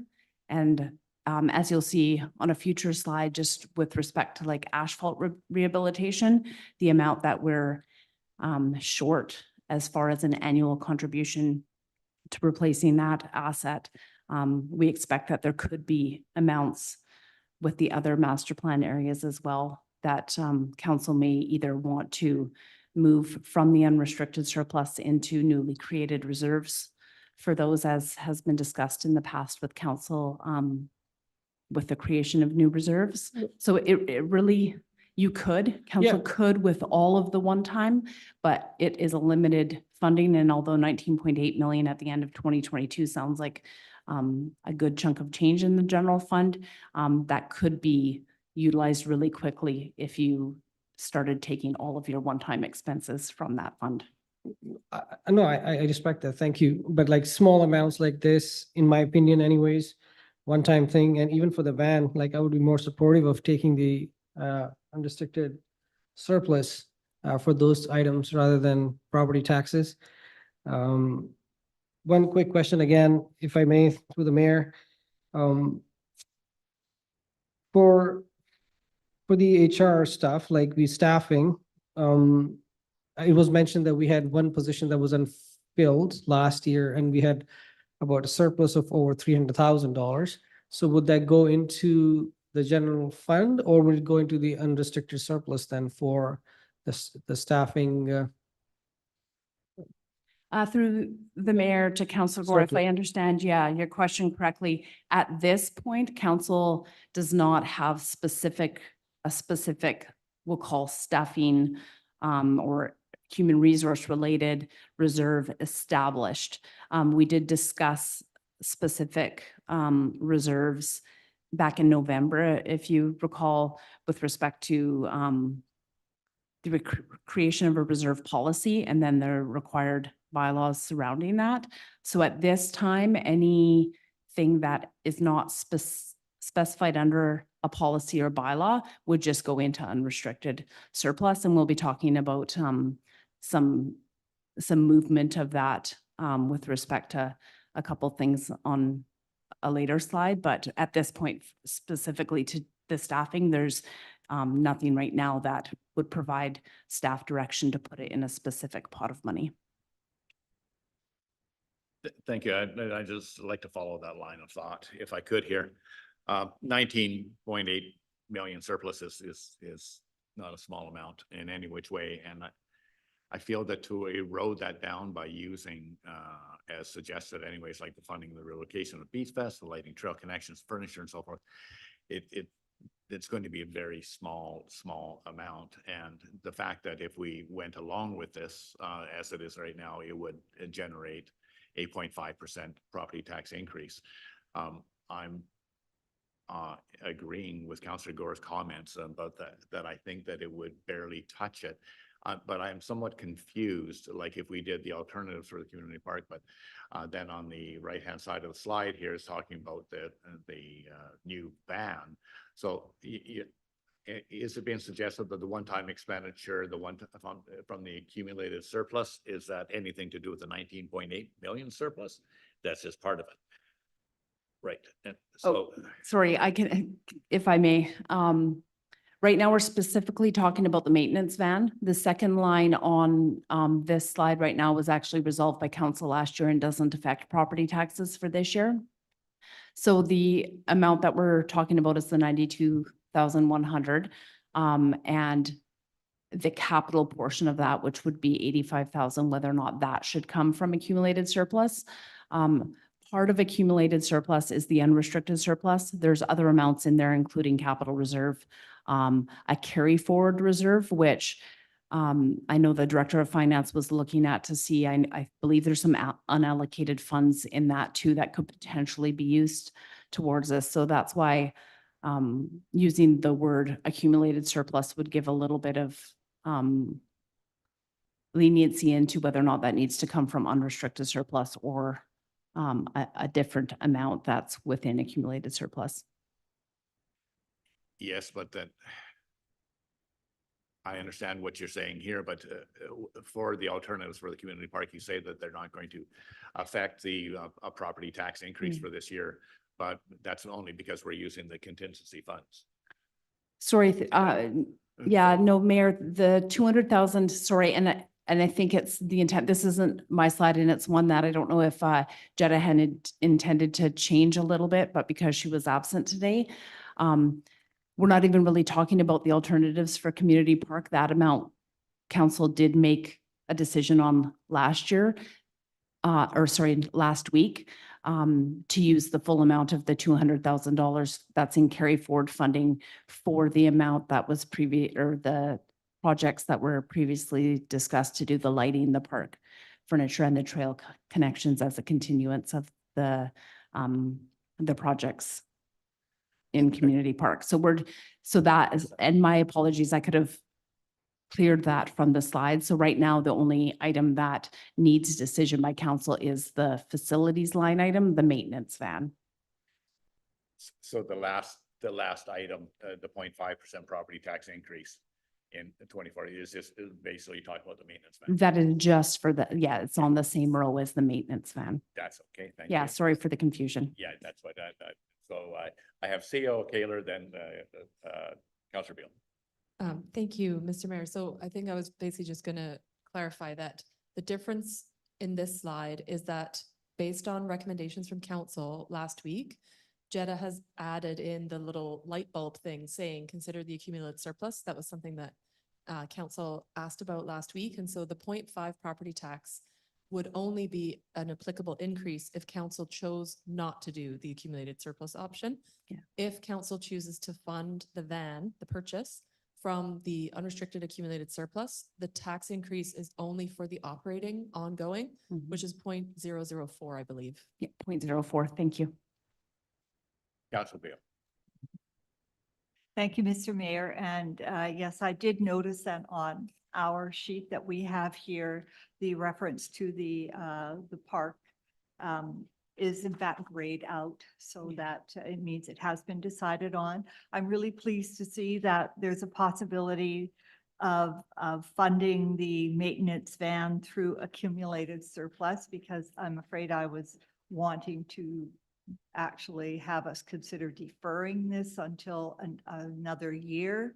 And not least of which, because I do think that this past year or 2023 was particularly challenging for the community park. And I realize that maintenance takes place in various areas around the city, but I do believe the community park was almost an outlier year for a whole host of reasons. And hopefully it won't be as busy and challenging and demanding for our Parks Department, part of which is, maintenance for some of those facilities. So having the van come out of accumulated surplus is certainly preferable for me, in my opinion.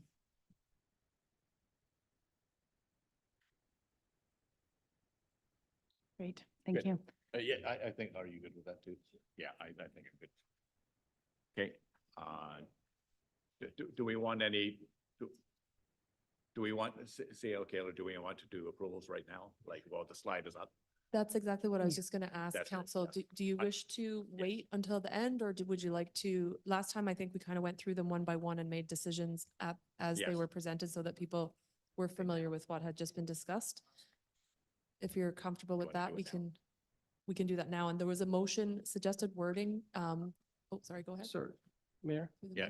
I have a question for our CAO. I just want to follow on what Councillor Beil mentioned and just wanted to get a feel of what the council is thinking and what the staff has to say. If we were to defer the purchase of the van to next year, is that something that we can make do with this year?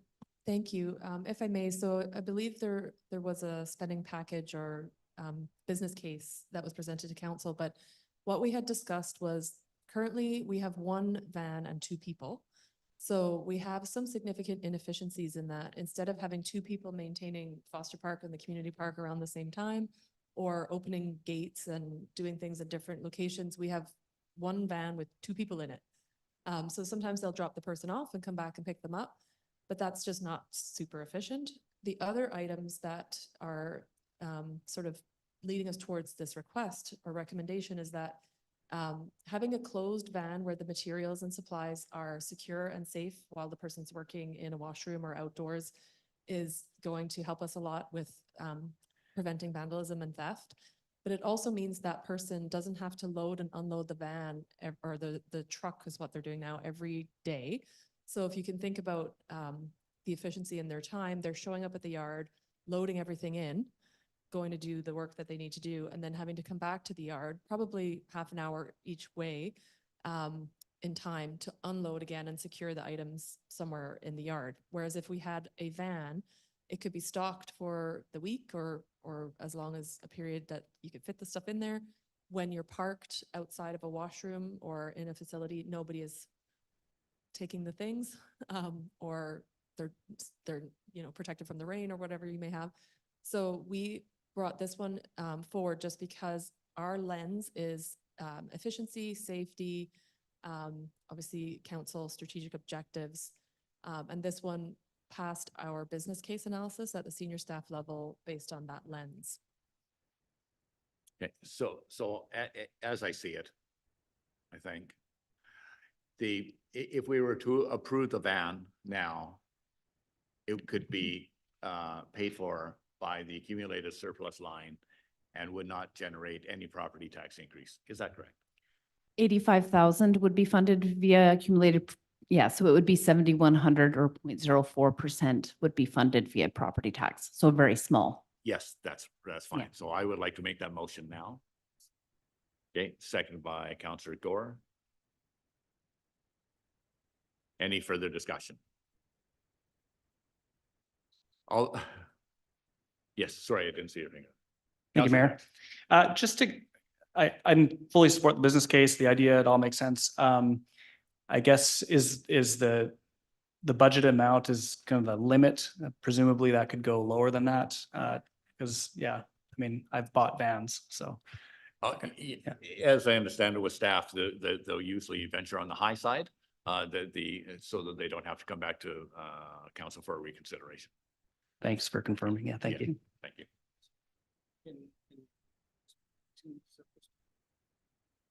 Sorry. the, but okay, well, let's talk to this one on the floor right now. So all those in favor of the motion?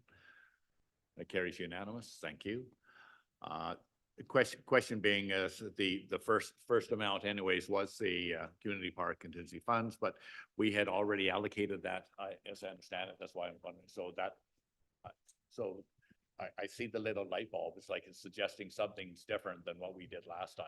But we already approved that out of contingency last time. Yes, if I may, through the mayor, that is correct. So again, we apologize that the slides are from last week's presentation for the most part, and the director of finance was planning on amending and updating some of them, but just due to unforeseen circumstances, wasn't able to do that. So last year, we already included the 200,000. So that one is already like taxed for, I guess.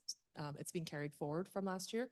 So council last week talked about the other Beach Fest item, which was adding new money, not impacting this money, to allow those scope improvements when the people are already there. And now apparently we have to buy some new trees. But that would allow those items to be completed that had been scaled back until staff knew what the full cost allocation would be.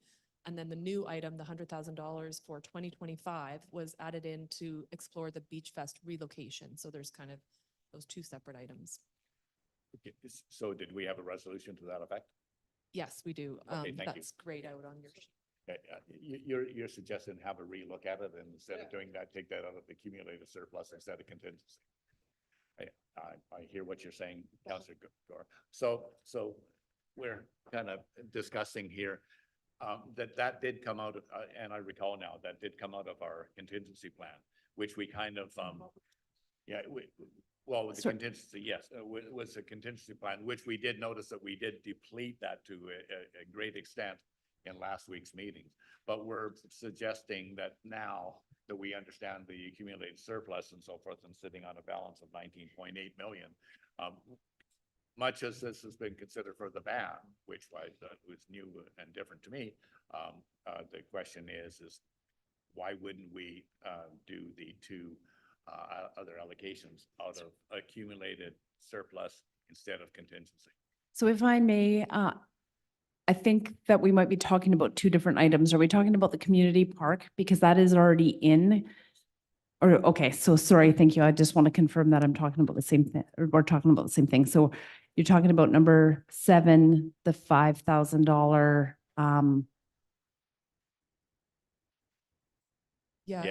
Relocation Beach Festival. Yeah, so currently, sorry if I may, Marley, last week, that one was basically because it's a new level of service, which I think Marley might have mentioned earlier. Usually something that's a level of service decision or ongoing recurring cost, in a way, that one kind of goes with property taxes, because you're making a decision that is something that you want to increase the level of service for. So I'm just getting some information from my sources here that the 19 million is the total unrestricted, but that provides cash flow and does in many cases provide additional amounts to be sent to capital reserves. So normally what we'll do with council, probably when Jed is back, we'll do the reserves discussion. Yeah. Council would decide where to restrict those in future. So you allocate them or assign them to certain projects. And the 200,000 was already allocated. The 200,000 was already reallocated from surplus already in 2023. So it doesn't require any change. But I think we are able to talk about whether you wanted to use that or draw down that money for the 100,000. I'm not getting a no, you can't do that text. So, And sorry to add to that, you did resolve $5,000 last meeting. So you resolved to use 5,000 out of funded via property tax to start the planning of the relocation of the sand or the Beach Fest area within Community Park. But it's 100,000 that we're worried about right now. Yeah. On number 7. So that's not a, Yeah. oh, sorry, if I may, sorry, I'm just yelling out. I don't believe, and maybe Marley can confirm this for me, the $100,000 allocated for next year isn't part of this year's tax increase. So that's something that we just put in the line so that everybody sees you are Placeholder. valuing that. Exactly. Okay. There was only 5,000. Yes, right. There, there was 100,000 that was discussed. Council resolved that 5,000 in 2024 would be used towards planning the relocation and coming up with a budget for what the cost of relocation would be in 2025. Currently, that $5,000 that was resolved at last week's meeting is being funded via property tax, which is 0.03%. No, that was growing community fund. What fund? Okay. Sorry. We're doing our best. Sorry, yeah, sorry, I'm working off of a version of a spreadsheet that I was working on last week while Jetta was doing the presentation. So if that was supposed to be growing communities fund, then I can correct that on my spreadsheet. Councillor Gord, do you have further questions? No, thank you, Mayor, and that's good clarification from the councillor. But I'm still thinking the $95,000. And I believe, yes, the CEO said increased level of service, but it's one-time expense, in my opinion. And I think it should not be coming out of property taxes, in my opinion, in the future as well. So even for the placeholder, either the Growing Communities Fund or the unrestricted surplus should be the source for this, let's say 25 or 26, whenever that happens, 25, I believe. If I may, absolutely, and that conversation and that decision will be made next year. Yes. Okay, yeah, yes, thank you. And remind us for that because it's somewhat confusing, but I agree that it is a project. So it's not ongoing. So I believe that it could actually, the 95,000 balance could be considered out of that 19.8 and instead of it, but as long as you could remember that for next year, that I'm good with that. You good with that, Councillor Gord? Okay, thank you. Good conversation. We got so many pockets here. We got to make sure that there's something left at the end of it. Thank you. Thank you. So moving on, the next section is number 10, 11, 12, and 13 on the large spreadsheet that you have in front of you. These are all related to surplus. So amounts that are in accumulated surplus or related to reserves. So the number 10 item is, as council may recall, we are currently putting an additional 0.5% of property taxes into the capital reserve at this point. 2024 is the last year under the previous council direction for that amount. And so the amount that's listed under number 10, a total of 865,300, does not affect property taxes for 2024 as an increase other than the 0.5% we've already discussed. What this line item specifically is about is 2025 and forward. So asking council whether or not you would like to continue that practice of having that additional 0.5% per year. What I will say as well, dependent on the results of our master plans and our long-term financial planning calculation for the replacement of our assets, council may wish to increase that amount even in future years. We'll see that that's to be determined. But at this point, we're asking whether or not you want to at least continue that 0.5% practice in 2025 through 2028. Councillor Gore. Thank you. Just a quick question. Can you tell us, sorry, I'm speaking too much today. Can you tell us where it sits at today, the capital reserve? Again, through the mayor to Councillor Gore, I don't have the exact amount right now, unfortunately, because we're still trying to tie up 2023. I can go back and look at the Director of Finance's slides to see if there's an amount specifically related or that I can come give you an estimate. What I can say though is, and I'm going to move to the next slide just so that you can see the difference in what it would do. So this bottom right slide will show that 2024 through 2033, if we keep it at the existing approximately $320,000 that's going into the capital reserve each year. So that would leave the 2024 amount, which is the last year where we're increasing taxes by the 0.5% per year to increase that transfer to reserve. You're going to look at that same $320,000 amount going into reserve each year. So that's this flat line. If you continue increasing by 0.5% per year, it's the blue line. So by 2033, you have an annual contribution of 1.1 million. And then on the left-hand side, you will see for the same 10-year period, the reserve balance and how that is affected, just starting with 320,000 in 2024, what it does with just adding 320,000 each year versus 320 plus the additional 0.5% tax increase each year to it. So you end up with over $7 million at the end of 10 years versus just over $3 million at the end of 10 years. And if you give me a moment, I can look at a previous slide to see what we were looking at for the capital reserve balance if Jetta had an amount in a previous slide. Okay. Or I can answer questions on this right now if you'd like. Yeah, just my comments are just like, I love the reserve fund. And it was well established, and you just proven why it's such a good plan anyways. So I think at this time, you're just looking for affirmation from council that we continue on this and recognizing that there's no property tax increase this year, but it's actually giving direction to staff what we plan to do for 2025. Correct. So it would just be the existing 0.5% increase that has already been resolved, but moving forward for 2025 and future years that we would continue that practice. Right. And do you need a resolution on that? Yes, please. I propose that resolution. Do you want to second it? Then you can talk to it. Yeah. Yeah. Okay. So Councillor Martin seconding, and Councillor Martin, go ahead. I talk to constituents about what we do in Parksville here, and I'm very impressed. And they are very happy that we do have a 0.5 at least saved. It's small, but it's a big deal, is what you're saying. And I wanted to say I approve that. That's all. I have many constituents that appreciate that. Thank you. Good. Thank you. CEO Taylor. Thank you. If I may, I'm just interjecting from what I'm getting here. So apparently there's 2.2 million in the reserve at the end of 2022. Oh, was that already answered? Sorry.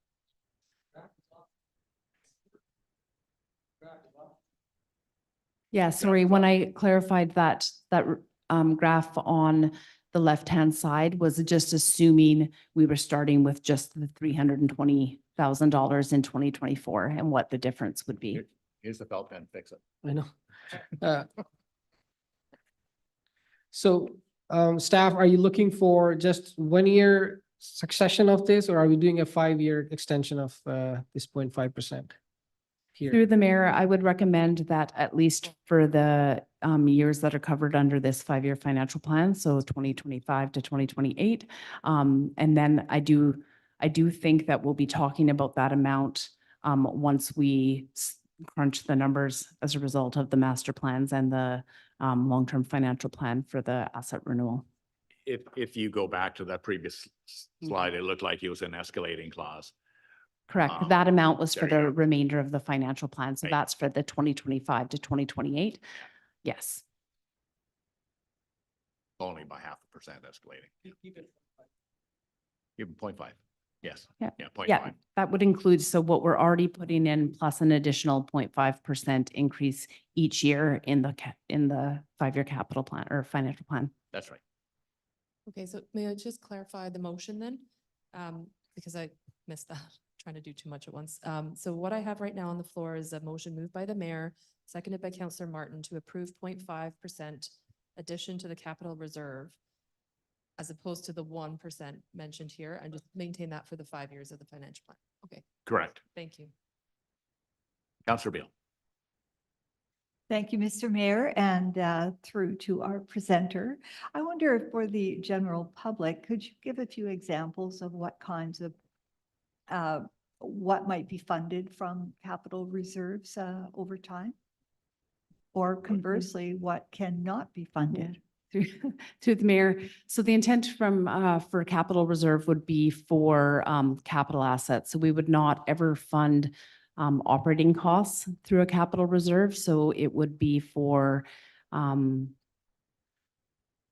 depending on what the bylaw says, we can spend it on, whether or not it's replacement of assets or the implementation or creation of a new asset. If I may, I've lost my connection to the internet at the most opportune time. But I was just gonna agree and support Marley's statement there that we have a bylaw that last week I checked and can't pull it up right now, but it basically says capital and infrastructure and investment in new and replacement capital infrastructure. So things like a new outdoor theater when we have to replace that in the future, or a new roof on the PCTC. Jenna's telling me. One indefinite. Oh yeah, she definitely, Jenna said that it's definitely helpful to get the 0.5 for the 5 years. So Yeah. that's good. We've already done that. Right. Yeah, so those basically large infrastructure and capital investments. So if underground infrastructure is also included in that, so pipes and roads and things, that would be in addition to the normal replacement that we do with that. If council recalls, we have that $4 million envelope every year that this council approved, I believe, or maybe it was the previous one, where it smooths out those. At some years we would have 10 million and other years we would have 5. So we recently changed that to the 4 million. So that's things like the Moss Avenue upgrade or the Corfield Street upgrade. But in addition to that, there's all these other capital assets that we have and infrastructure that we have. Okay, thank you. All those in favor? It carries unanimous. And if I may request a quick comfort break now for council, please, if I could. Then I can get my. Sure. Thank you. That would be great. We'll reconvene at 2. Let's make it 3 o'clock. 3 o'clock. Thank you. Ease your adding.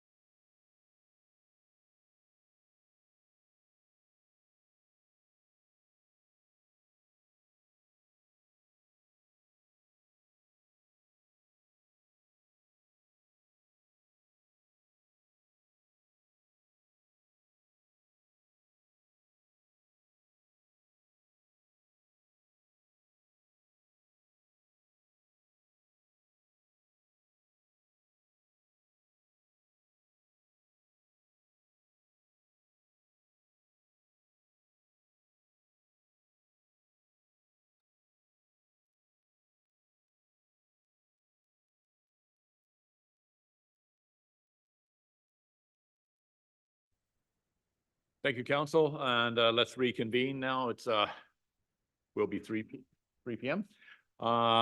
Thank you, and we'll pick up on line item number 13. Great, thank you, Mayor O'Brien. So the last item on this slide, which is very small on the slide, but it's number 13 on the spreadsheet, is just a request that council reallocate the remaining Canada Community Building Funds, so the gas tax funding to the water fund for the water infrastructure projects. So this is an estimated amount, so the resolution could be without the amount. And again, just to request, this is not affecting property tax, but it's essentially just allocating that gas tax remaining funds to the water fund. So I just have a quick question. So as I see it on the slide here, there's 250,000 remaining. That's an estimate, yes. Yeah, and roughly, as I understand it, we are requested to have this funding allocated before the end of the year. So this is, oh, wow, no, even before that. Yeah, so it seems to me a good move in the right direction. Councillor Gore first, and then Councillor Beil. Thanks, Mayor. So this $250,000 is related to infrastructure projects. Does this include the repairs, close to 13.5 million? Is that part of this work? Or do we know where that money that I think annually we were looking at about 3.5 million for the works of the ERWS treatment plant? Do we know where those monies are coming from? Marley, do you want me to? Councillor or CEO. Marley probably doesn't have the background. CEO Taylor's nodding, I think, or yes. Go ahead. So, thank you, if I may, through the mayor. So, yes, this could be used for any water infrastructure projects that council approves. So that could be allocated to ERWS. My recollection when we had presentations at the ERWS was that about 50% of that investment required was hoped or anticipated to come from grants.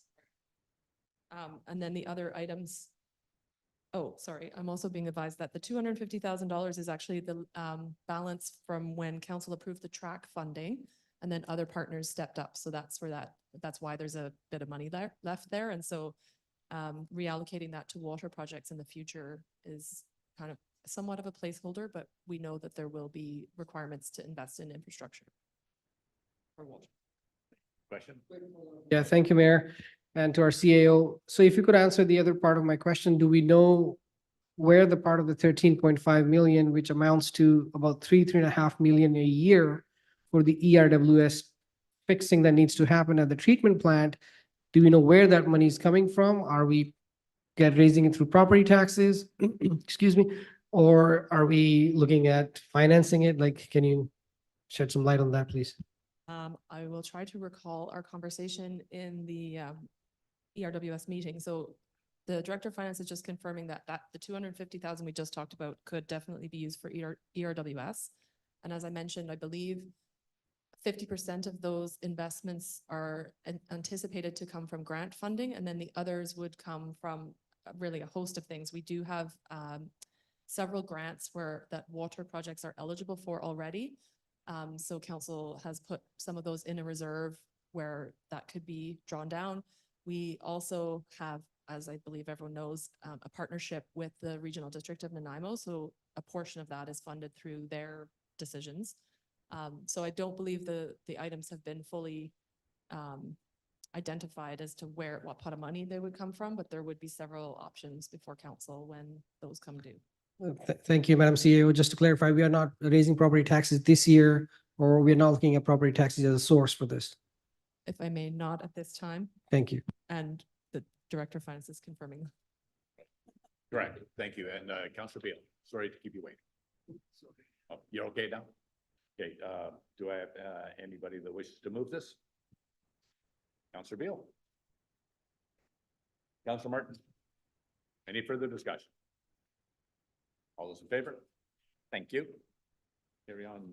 Okay, thank you. Well, Sorry, I'm just going to move through here because there was a bunch of slides to do with the the Protective Services Reserve that I understand the Director of Finance will review with you at a later date. So the next item for council consideration is with respect to, I'm just going to see number 9. It's number, wait, sorry, I'm on the wrong slide here in my notes. Number 19 on the spreadsheet. So this is with respect to council will recall the pavement condition assessment that was completed in 2023. And there's a slide that I'll move to next that where we are underfunding currently the amount of asphalt that we need to rehabilitate every year. So the recommendation for 2024 is that we use $890,000 from the Growing Communities Fund to fund the current shortfall, and then defer the decision for 2025 to 2028 funding. So have the expenses in the 5-year financial plan, but that the funding for the annual amount for each of those years could be made after we get the other master plan in hand and have time to review. And part of that is that we're still waiting on confirmation of whether or not the Canada Community Building funding will start again in 2024. That's the gas tax.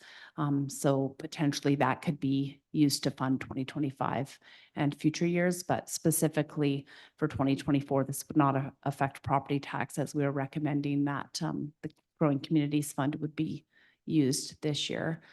This next slide shows the current investment in our asphalt rehabilitation, including crack sealing, the overlays, and the patching. So a total of $660,000. The proposed, based on the pavement condition assessment, is the 1.55 million. So that $890,000 is the current shortfall, or the current amount that we're not rehabilitating that we should be based on that assessment. Any questions? I'd like to make a motion to put this forward. Second by Councillor Wood. Any further discussion? All those in favor? Thank you. Carries unanimous. Great. Thank you. So the final items for decision don't have an amount specified at this point, but they're amounts or items that council has discussed in the future. So I'm just going to pull up my notes on those. So this is number 20 through 24 on the spreadsheet. So as council may recall, in the 2023 to 2027 financial plan, the amount for grants and aid was increased from $5,000 to $10,000 per year. And staff knows that council has had some comments as to whether or not that should be changed in 2024. So depending on your decision on whether or not you want to keep that amount, it could either increase or decrease property taxes for 2024 and future years. Councillor Gore. Thank you, Mayor. And since the council voted to increase it last year, since then I had discussion with council members about the other avenues that are available for our community groups to apply for granting aid, including the RDN granting aid program, plus the Parksville Qualicum Community Foundation. I am happy with keeping it back to 5,000 if that's the wish of the council. I'm open to discussion on this. I do understand it being utilized in our community quite a bit. I know there's a lot of uptake for this money, and I do value the wonderful work that all these service clubs, the groups, and the volunteers do in our community. In no way I can put a dollar amount to the incredible work that they do.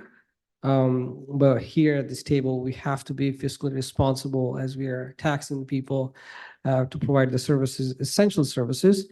And this is, in my opinion, something we can look at revising the amount if that's what the council wishes to. Thank you. Thank you, Councillor Gore. If you put that into a motion, I'll second that for you, then we can discuss it. Sure. Yeah, thanks, Mayor. I'll move that we keep the grants in aid amount to $5,000 a year. I second that motion. Discussion, please, Council. Councillor Beil. Don't know what's on my mind. It's a bit early. I'd just like to, actually, I'd like to echo Councillor Gore's comments. You know, this is something that, you know, I wish that we were, I wish that I felt we were in a position to keep it at the $10,000 because just as we're faced increasing costs, I know that it becomes increasingly challenging for so many community groups who, as again, Councillor Gore mentioned, they do so much for our community. I mean, we would not be the city that we are without all of our volunteer groups, and they do need support from various quarters. But at the same time, I do feel that I'm very concerned that we are needing to raise taxes, maybe more than has had to be raised in previous years. And this is without the added portions from the RDN needs. As we know, the library is going up this year. They haven't raised their amount in a long time. So for all of those reasons, I will support it going back to the $5,000 a year.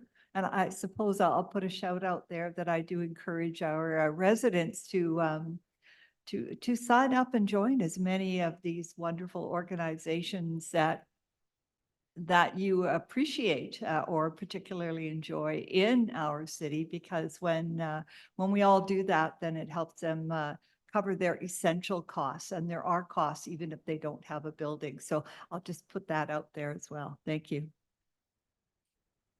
Further questions, Councillor Grenz? Thank you, Mayor. I'll add one more plug for the Parksville Qualicum Community Foundation that is this year celebrating 25 years in our community. And they are able to provide grants to organizations in the Oceanside area. And the cost of providing those grants in terms of administrative costs is extremely low.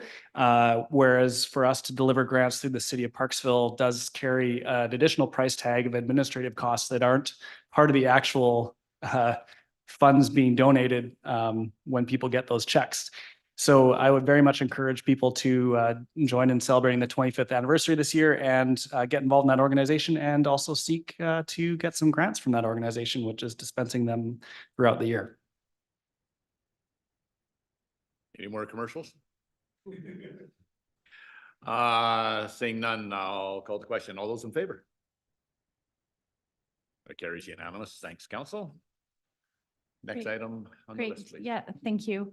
Number 21, this is a follow-up to the accessibility report. As council may recall, the committee didn't use the full funds that were allocated in 2023, so council resolved to carry forward the unspent $20,000 for use in and allocation in 2024. So what staff is looking forward for here is decision from council on how you would like that money spent. There's a couple slides here that the Director of Corporate Services put together just to recommend, or sorry, to remind council on the recommendations from the accessibility plan that have potential costs associated with them. What I will say is that the training, I think the intent was that would probably be covered under existing budgets within the corporate training plan. And if council has any questions, the Director of Corporate Services is here and could provide further information if required. There's a couple slides here. So this is 4 of the recommendations with potential costs. And then there's a second slide as well that I can scroll to.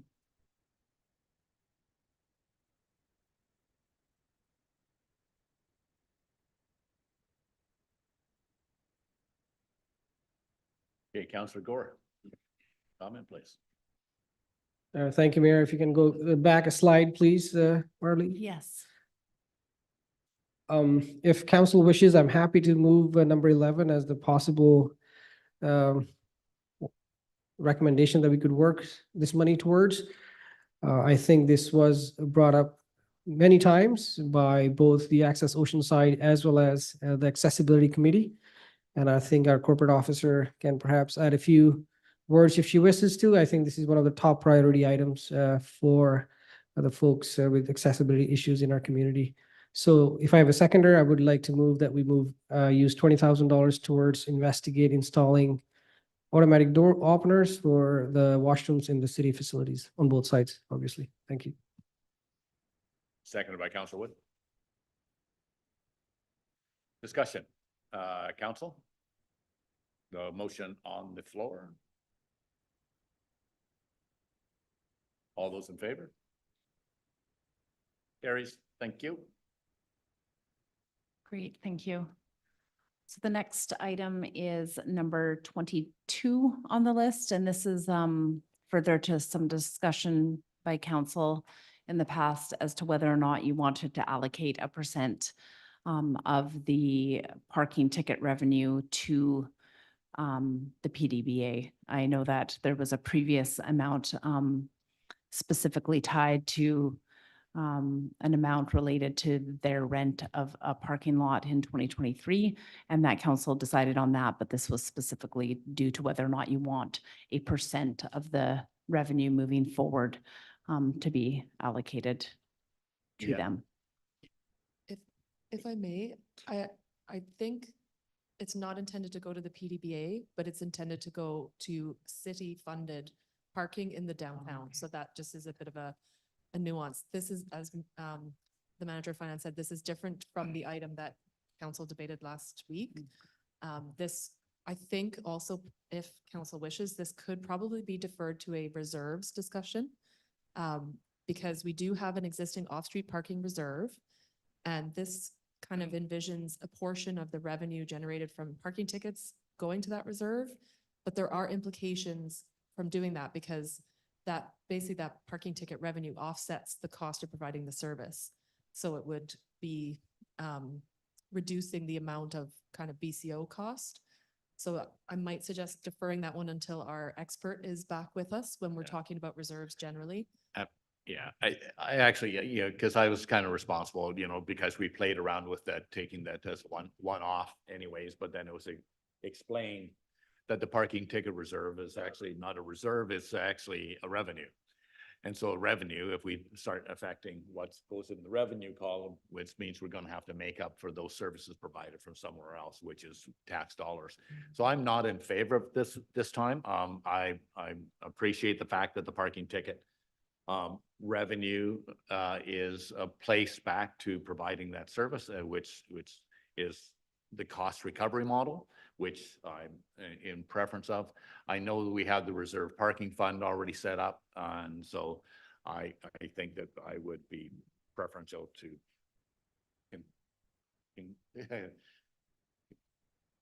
keeping on that same situation. But anyhow, I'm trying to think of Councillor Gore. Yeah, thanks, Mayor. I was even proposing rather than deferral, I delete the item itself if Yeah, council wishes to.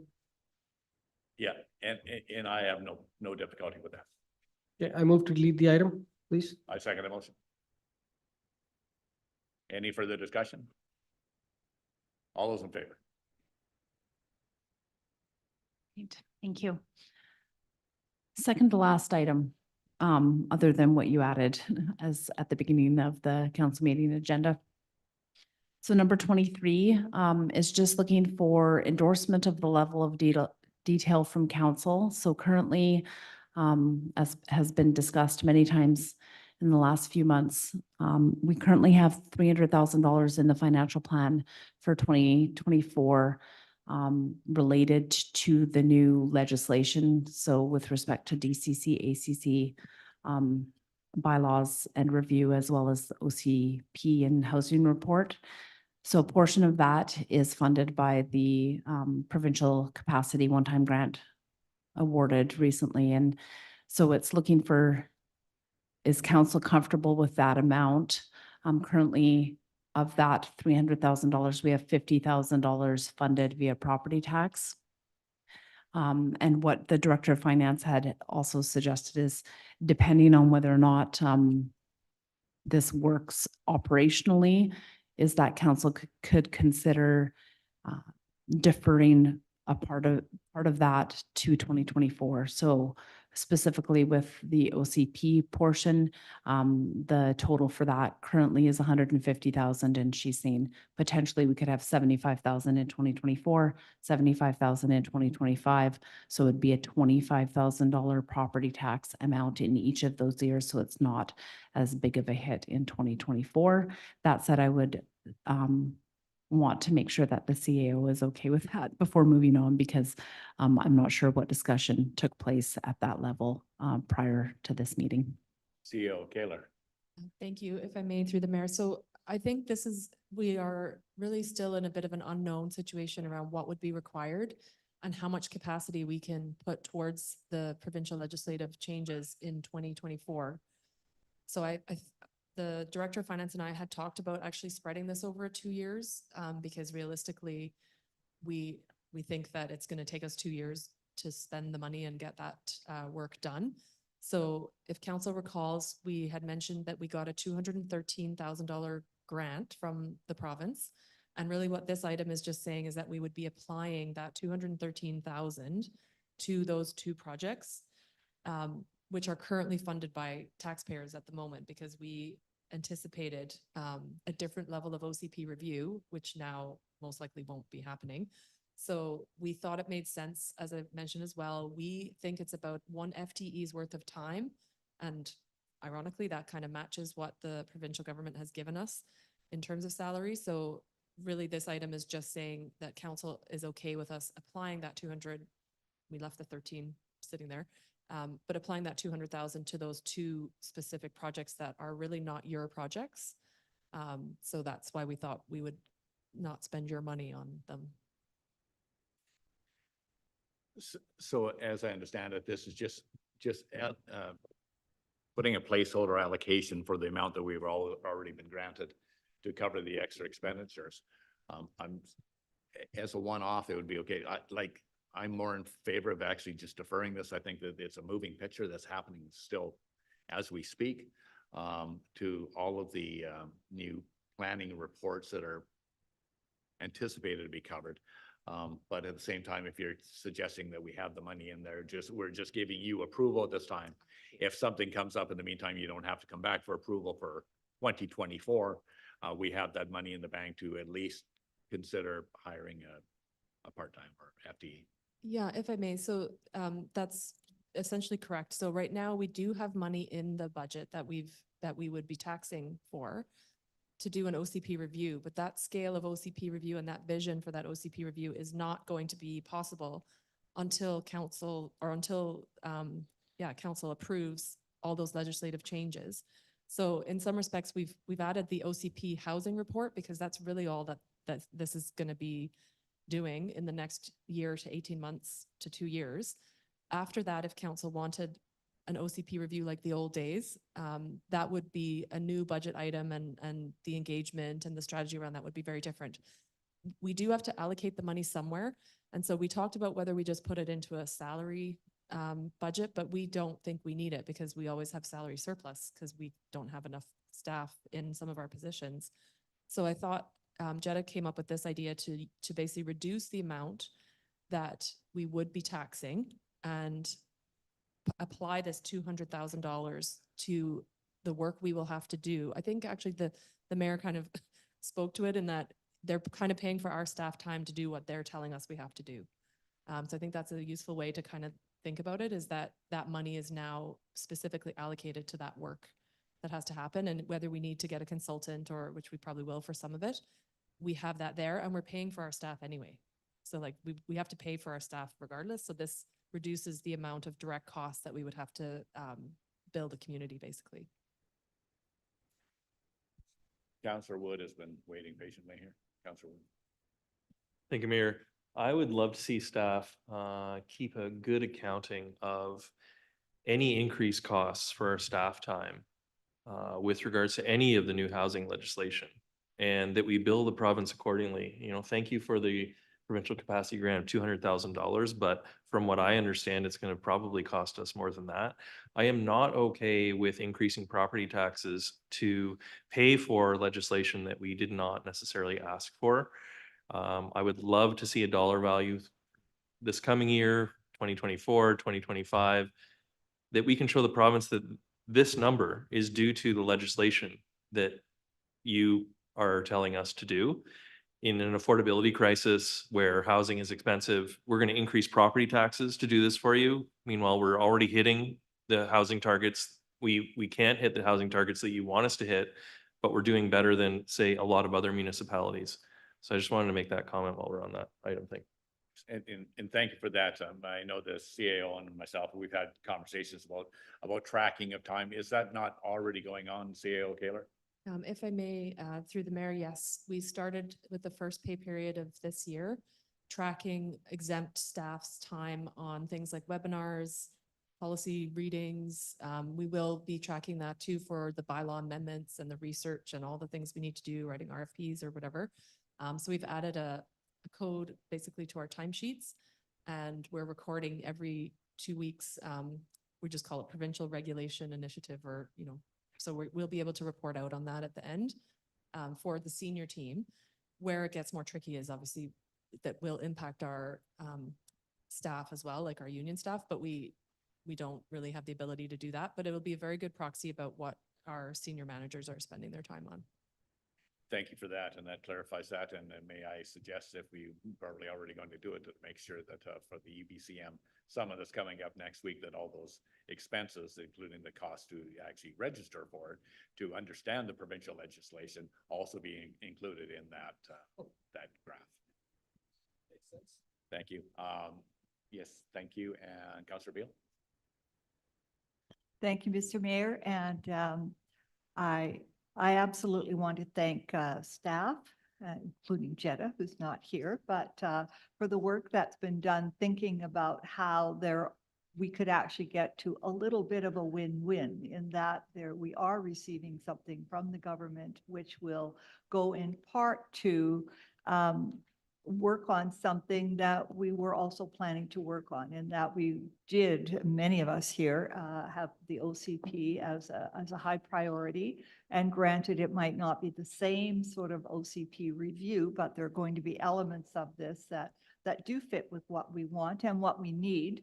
And certainly housing is a topic of great interest in the community at large. So so acknowledging and not wanting to take anything away from Councillor Wood's comments, I really, again, appreciate the thinking that went into the staff recommendations so that we can use this to our purposes, as well as responding to those requirements, and spreading it over the 2 years then allows us to get a start on it when we're ready to do that, and not go out and do something that we have to undo or ignore afterwards. So thank you for that.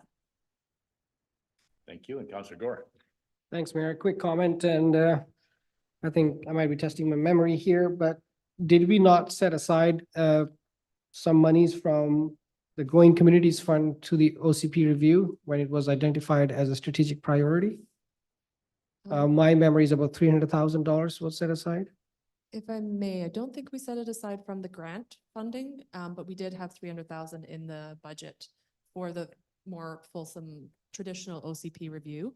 But that, I think that will happen just a bit later. And I think to agree with Councillor Beil's comments, this is kind of a prerequisite for that project that would come back to council at a later date with a new budget and a new scope, given what we've already had to do. Kind of like one chapter will be done, I guess, and then the other pieces council can weigh in and have more engagement on. So I think the important piece of this one, I'm just getting a text from our Director of Finance, is exactly what Councillor Beil said. If a motion is to come forward, it would allocate the funding over the 2 years. So 2024, 2025, agree that the 200,000 provincial funding be offsetting it. And then I think it does make sense for a piece of it to be funded by the city, because it is in some parts city objectives, but the bulk of what we have to do first isn't really. So I think fully agree with what Councillor Beil was commenting on. A follow-up, and Joel's gonna say something. Can I follow up one? I was going to look at Councillor Beil, but anyhow. Yeah, quick Okay. follow-up, Mayor. Thank you. Councillor Dorr. I was, again, I was wondering if this should be again come through property taxes or not. In my opinion, I want to hear from the council members, but I think this could come from the grants or the surpluses. I personally don't feel comfortable like property taxes be used for this. Thanks. If I may, through the mayor. But to be clear, I don't see any. It's 50,000 only. It was, what does that equal in property tax? Yeah, I think I was just going to comment, sorry if I may. Our previous OCP, we did use grant funding, a bit of a portion of both. That's absolutely a discussion that council could have when you're At that discussing that. But this time, as I mentioned, we do believe that some of it is a city funded item. And so again, council could change it, but we are envisioning spending kind of those operational costs through property tax funding, which in this case would be a small portion.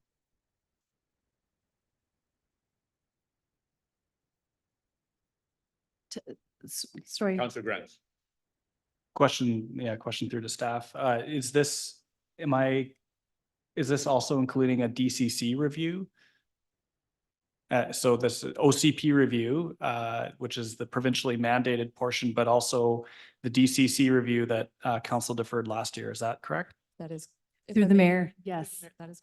Yes, sorry, it's two project, to the DCC and ACC.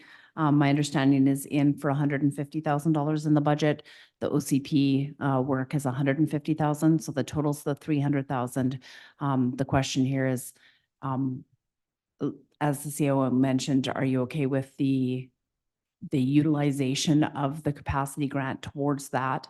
And then also total, there was $50,000 budgeted for out of property taxation in 2024 for those projects. So if we defer that and do them over 2024, 2025, then we could have a reduction in $25,000 in 2024 taxes.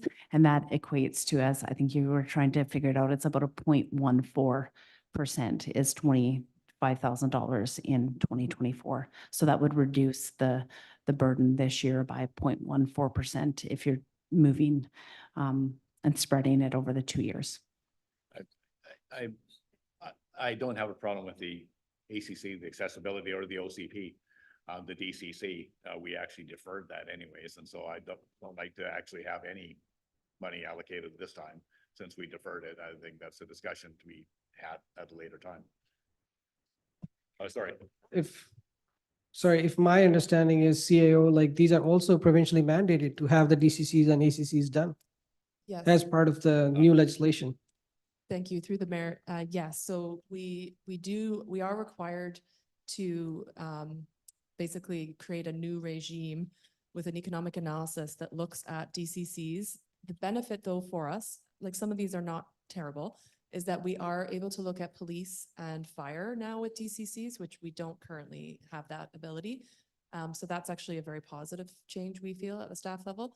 And so we do feel at our level that we would recommend the DCC project, and the ACC is actually the amenity contributions. That's the new piece, would go hand in hand with the housing report because it's so tied to development. And so we would be able to look at our rates and make sure that they're correct. And then we actually have to do that economic analysis for this amenity piece anyway. And they basically would be very similar.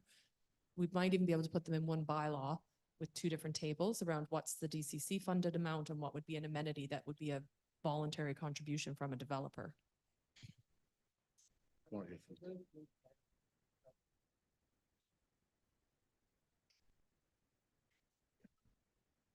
I'm in agreement with that because I just don't like how we're being forced into this. So, yeah, go ahead. Councillor Gore. Thanks, Mayor. I'll make a motion that we, move number 23 as directed by staff, but instead of the $50,000 coming from taxes, I propose we use the unrestricted surplus. Seconded by Councillor Grant. So discussion, Councillor Gore, if you'd just like to kind of elaborate that, or you. Anybody need further discussion? Councillor Beil? I'm very sorry, but I actually missed the last two words of your motion. So they would be funded from, The unrestricted surplus instead of property taxes, the $50,000. Yeah. Important. sorry. Sorry, if I may, can we also, sorry, if I may, Mr. Mayor? See you, Taylor. Could we also get some direction that council is comfortable or not with the 2-year split? So the 2024, half the money being there and the rest, other half being in 2025? Is that the staff's preference? If it's all 1 year, either or, it's okay. We believe that capacity wise, we won't be able to do it all in 1 year. That's fine. We can split it in 2 years. Thank you. Yeah, that's Thank fine. Yes. Yeah, I'm okay. Councillor Grants, are you okay with that amendment? Okay. Any further discussion? All those in favor? Thank you. Great. And the last item is related to $50,000 in carry forward funds related to the consultation and design of the lacrosse facility in Community Park, or whether or not that be elsewhere in the city. This project was deferred last week to 2025, but what staff is looking for is whether or not council is fine with having the $50,000 budgeted in 2025, or whether or not you would want to have that amount increased in 2025. So right now it's carry forward funds. It's not affecting taxation or any other reserve balance other than carry forward, or whether or not you figure that $50,000 to do the investigation and consultation in conjunction with the lacrosse group in 2025 is enough, or Right. maybe you have other ideas other Right. than that And basic amount. thanks, Marley. And the idea was that it was deferred anyways because we weren't ready to do it and so forth. And then everything else happened down in the park. And so we had a tendency to defer it. But I'm certainly in favor of leaving the $50,000 in there, not increasing the amount to anything other than 50,000 at this point, but leaving it in the deferral category, but with the $50,000 in carry forward in reserve for that, because we actually taxed for that. It should actually be carried forward for that. So that I'm just saying it's like a placeholder for that amount. Okay, that's motion seconded by Councillor Wood. Further discussion? Councillor Martin, did you have none? All those in favor?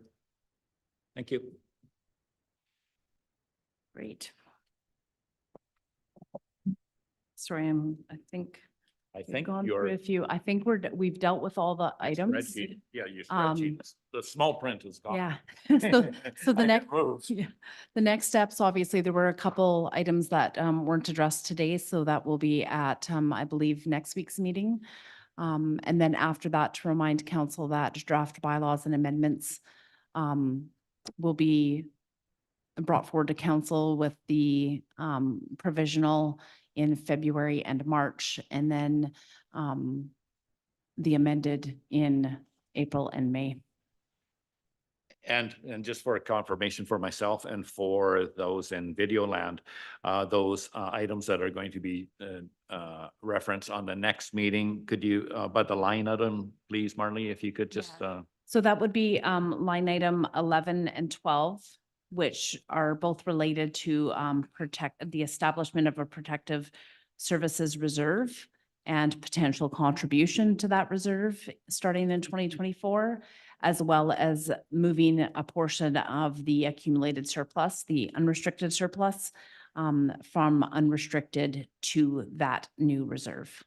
Thank you. And then that will be deferred to which meeting?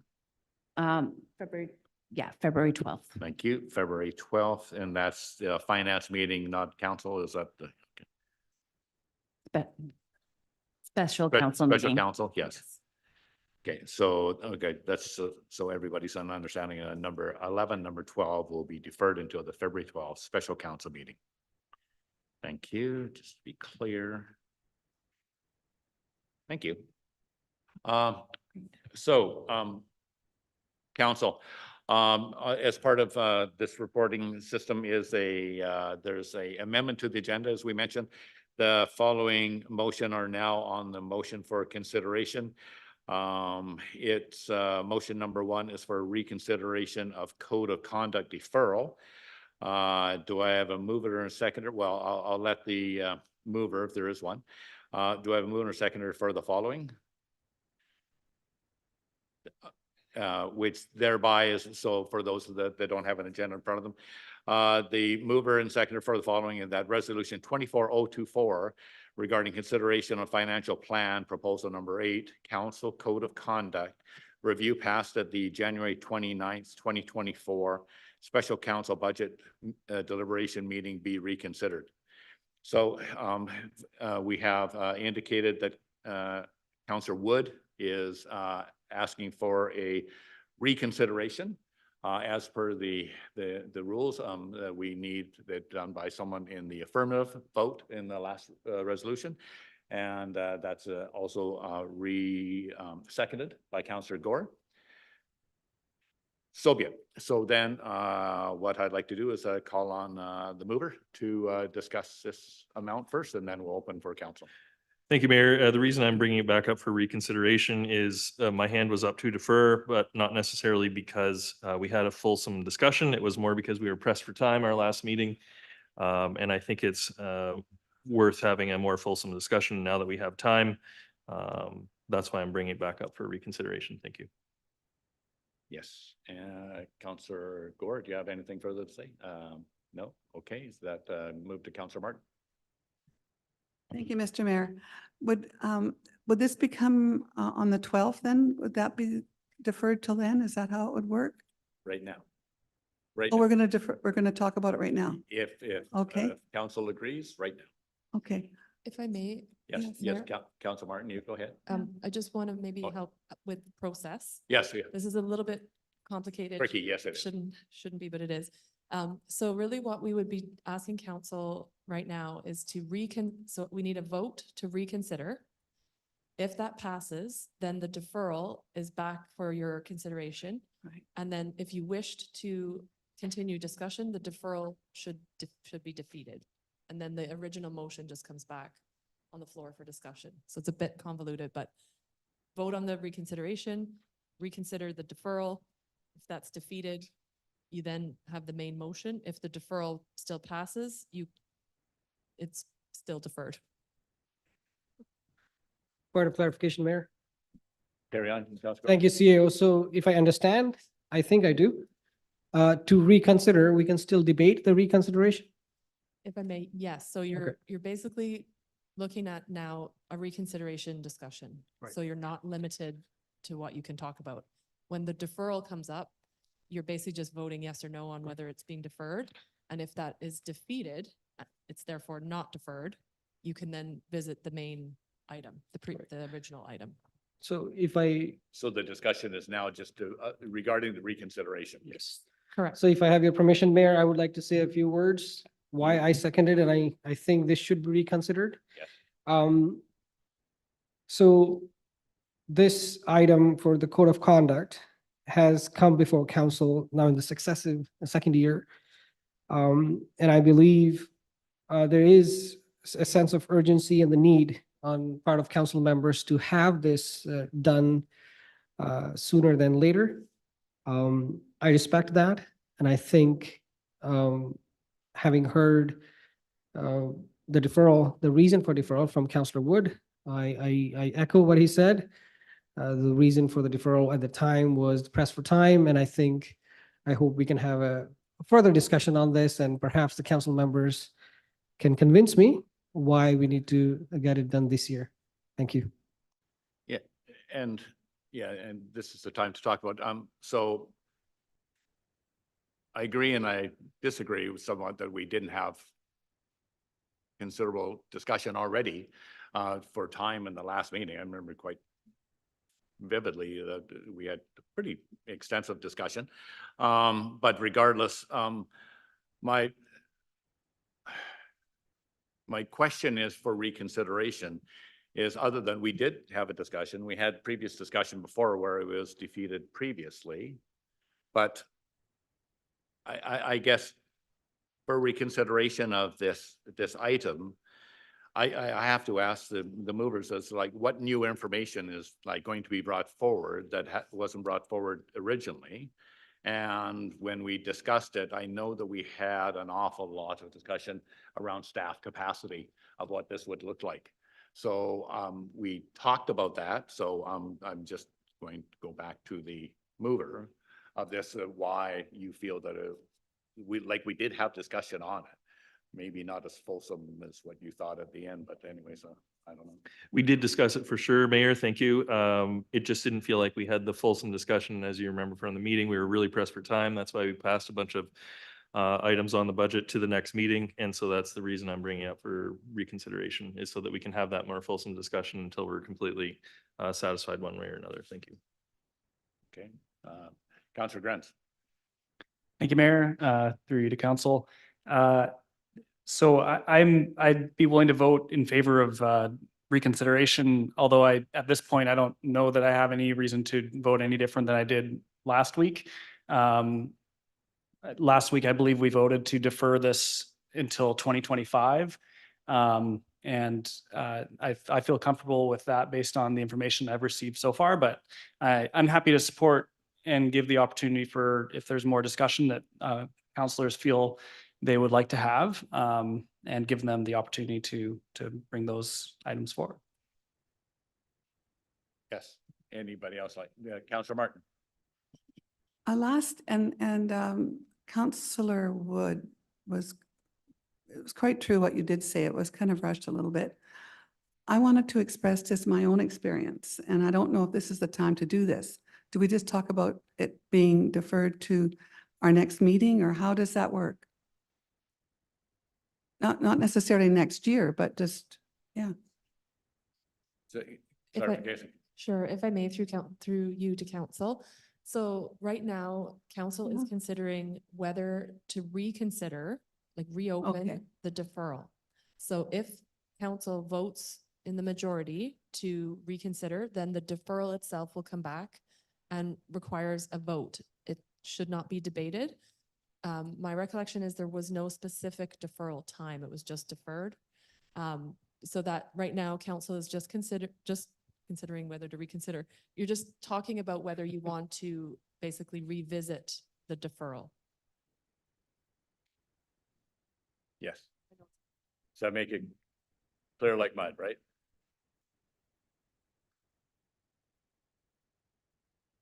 Okay. Councillor Beil, you have your hand up. Thank you. Well, I was just looking more puzzled than usual because I didn't recall I didn't recall that it had been deferred to a date or a year at all, but simply it was deferred, and since it passed, and then all discussion stopped at the time. So by putting this forward, Councillor Wood, are you hoping that if it was deferred, that it was deferred to a specific date? All right. I think Yeah. thank you, Mayor. I think Oh, it we're talking about reconsideration. I apologize because it gets more complicated. A motion to defer is not amendable. So we Okay. would have to have a new motion. So basically what happens if council votes to reconsider, it's like you're back last week considering the deferral. You don't debate it or anything, you just re-vote on that deferral. If that passes, then really nothing changes, but at a future date, somebody could put forward a notice of motion, for example, or advise myself and the mayor prior to the agenda that they want to put that item back on the agenda. So you kind of reintroduce it essentially. If the deferral doesn't pass, then you're back to considering the main item, which is whether or not you want to put money in the budget for a code of conduct. At that point, you can talk about when you want to put it in, if you want to put it in, if you want to put in $100,000 instead of 10, you're back to being able to debate everything if the deferral, it does not pass. Clear as mud? Okay, so let's just call the question. This is the question regarding the reconsideration. Okay, so all those in favor? Okay. Now, sorry. Now the deferral is back for a vote. Now the deferral is back. So all those who wish to take this item, now that it's being reconsidered and okay, so I'll put a new motion to defer? We probably should have, like, basically what's before us is the original motion to defer. So Yeah. whoever moved and seconded last time, which we can find in a moment. It's already on the floor now. You just have to vote on whether or not that deferral is going ahead. Who voted? Just point of clarification, Mayor, if I may. Yes, I'm looking at So that. CAO, if you can read the motion, please, for the benefit of the council members and the public, what are we voting on, please? Okay, so at the moment, we're voting on the deferral. And so last meeting, I believe the motion was forwarded by the mayor, or sorry, moved by the mayor and seconded by Councillor Grenz, which one is it? Councillor Gore. Yeah. That the consideration of financial plan proposal 8, which was council code of conduct review, be deferred. That passed last week. That is now basically back on the table for a revote. That makes sense. Okay. And there can be no discussion on the deferral. You just have to revote. Yes, and does it need a new mover and a seconder? No, it's essentially like you Yeah, didn't I'm vote just on gonna it call last the week. question then. Yeah. I got you. Okay, thank you. Sorry, go But ahead. is that a revote for deferring it then? Yes, if I may, it's Okay, like basically we like did last- you're back in time. Last week, the motion has been moved and seconded, and you are now revoting on whether this item is to be deferred. Welcome to Back to the Future. Marty McFly. All those in favor of the deferral?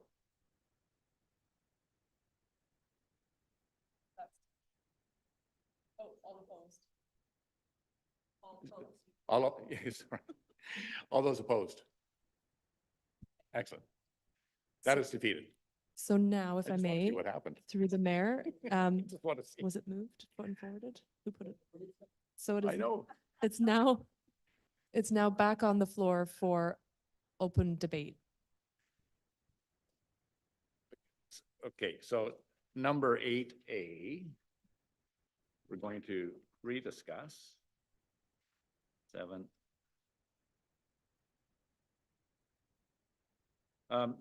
This is a short form, if we could have 8A.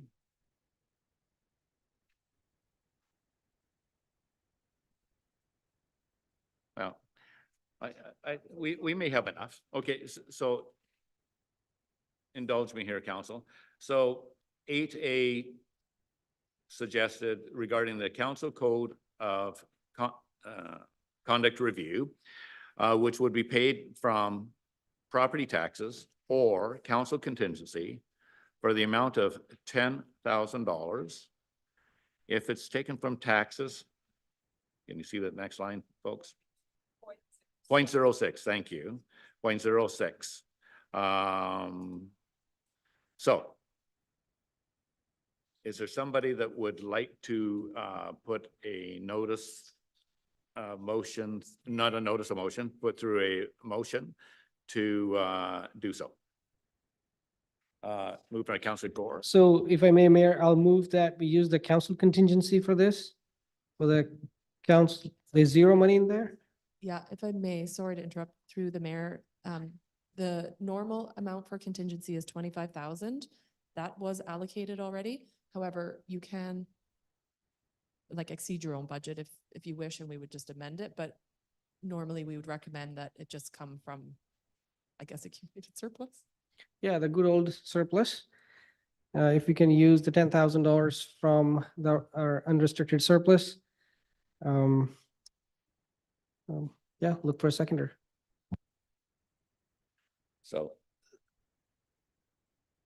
So unrestricted surplus is what you're suggested? Okay, and then seconded by Councillor Beil. Do you want to speak to it first since you moved? I'll come back. We'll have a discussion. So sorry? Sorry if I Yeah, may. so that's- Is that yeah. intended to be for 2024 as well? Yeah, well, yes, and that was going to be my question as well. So you're suggesting this for 2024, but I'm just wondering where we're going to find staff capacity to do that for 2024. That's what I'm asking right now. So if I could ask a question, if this is approved and it's taken from the funding sources but identified as accumulated surplus, and but I'm just suggesting what the staff capacity would be to make this to happen in 2024. Sorry, CAO Kaler. Sorry, if I may, I just have the corporate work plan here. Let me just find it. I recall, I think we have about 70 hours of staff time for this. I'm just trying to find my guess. This would really be us staff, probably myself, facilitating the lawyer to come and meet with council. So this would essentially be contracted out, but it would still require staff time to work with the council and the lawyer and then update the policy as required. So I think we allocated 70 hours. Do you see it anywhere, Angie? I can't find it quickly, of course. Or maybe it's not on here because, sorry, I'm looking at the version that was updated. My recollection is it was about 70 hours. So that's what we normally set as a proxy to write a council report, support decisions, and then amend whatever policies or bylaws would be required. And that would mostly be me and perhaps some assistance from. So that was 70 hours? 70. Yeah, that's essentially, if I may, we have estimated that on average for a one-time report that has to go to council, that's how much time it takes for us to prepare the agenda, prepare the materials, do the research, and amend any, in this case, it would be a policy. So this is covered in the corporate policy manual. A lot of the work on the actual code of conduct itself would be done with the lawyer. So I would not have to do that.